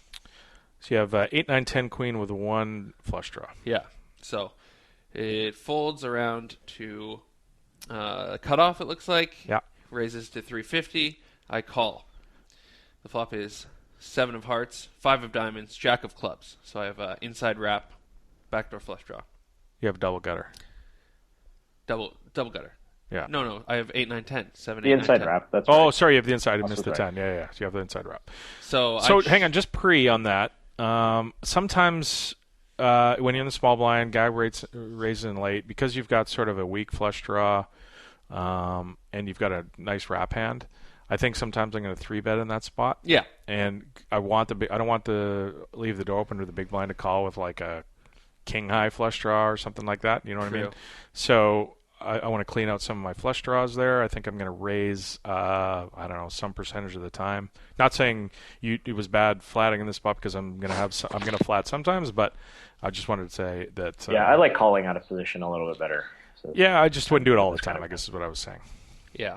Okay, you flop the inside wrap. So I check, he bets $6, and I call. Okay. Now the turn is a crazy card. Did you think about raising there, by the way, on the flop? I definitely have enough equity to raise, I think. Sure. But I think I have this guy marked as kind of a station, so if I make my hand, I'll probably still get value. Okay. Now the turn is the king of diamonds, so it's 5-7 jack king with the 5 king of diamonds. So now I have Pick up queen, I have draw. a massive wrap. Yeah. Basically, any card from ace to 6 gives me a straight. And a flush draw. Yeah. Okay. So I check. He leads out for 16.25, and I check jam to 68.75. And he shoves over you to 108. And I call, yeah. And you call. Yeah, I think maybe. Clear. I think I might have. What's that, T? Go ahead. I don't think there's. I mean, it's just a gigantic turn card, as Russ mentioned. Like, well over half the deck gives him the win. Yep. Yeah. So, yeah. I mean, I think that's just correct because like there's so many cards on the river that make my hand but kill action. Sure. Yeah. No, that's. And there's cards you don't know are good, like the 7 of diamonds or something like that. Random cards like that. Yeah. Well, the 7 of diamonds did hit the river. Ah. Wow, good call, T. And he had pocket 7s. He had all the 7s. Yeah. He had most of the 7s. But versus his set, I was still like 57%. Yeah, you're a good little ton of equity. Yeah. So. Okay. That happened. And so one last hand here was from my heads up battle last night. Okay. So I'm on the button. We were playing heads up 50 cent a dollar, both 100 big blind stacks. I'm dealt jack of diamonds, 5 of diamonds, jack of hearts, 3 of hearts. Jack 5-3 double flush draw. Okay. Yeah. So I raised to $3 on the button. I got 3-bet to 9 and I call. Okay. Like it so far? The board is deuce 4-3. Deuce 4-3. So you flop a straight draw and a flush draw. Yeah. And a pair. So he bets and I call because I think his 3-betting range, contains a lot of aces. Okay. A lot of flush draws. So like I have a super strong hand, but if I jam versus his flop bet, I could just have my flush covered and then I get it in really terrible spots. So I just want to flat. Okay. So he bets and I flat. I think I'm raising there a lot, to be honest. Yeah, but then if you get 4-bet all in and you have to call and you're drawing to... Well, yeah, if there's a monster under my bed kind of thing. I know, but you're playing head up, first of all. Heads up, sorry.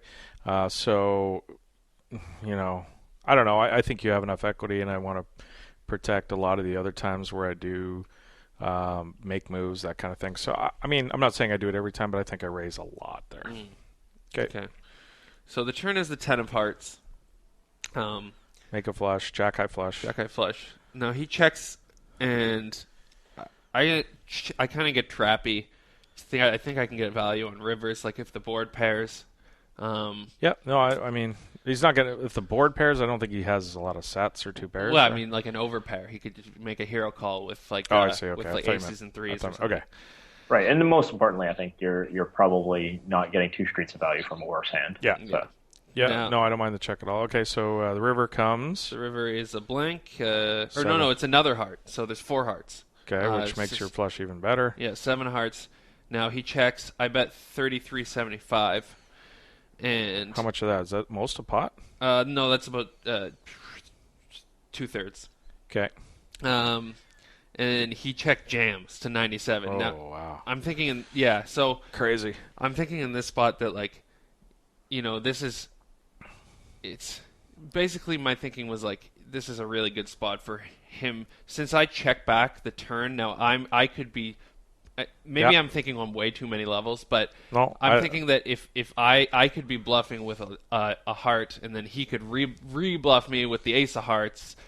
And I know exactly what you're thinking because I played a lot of hands like this. So I understand it. I am never folding here. Yeah. I'm paying this guy off every time. He has the ace of hearts a lot here. He has an ace high blocker plus, again with the 4th heart came. I think he's going to pull the dry ace here a lot, or just air a lot of the.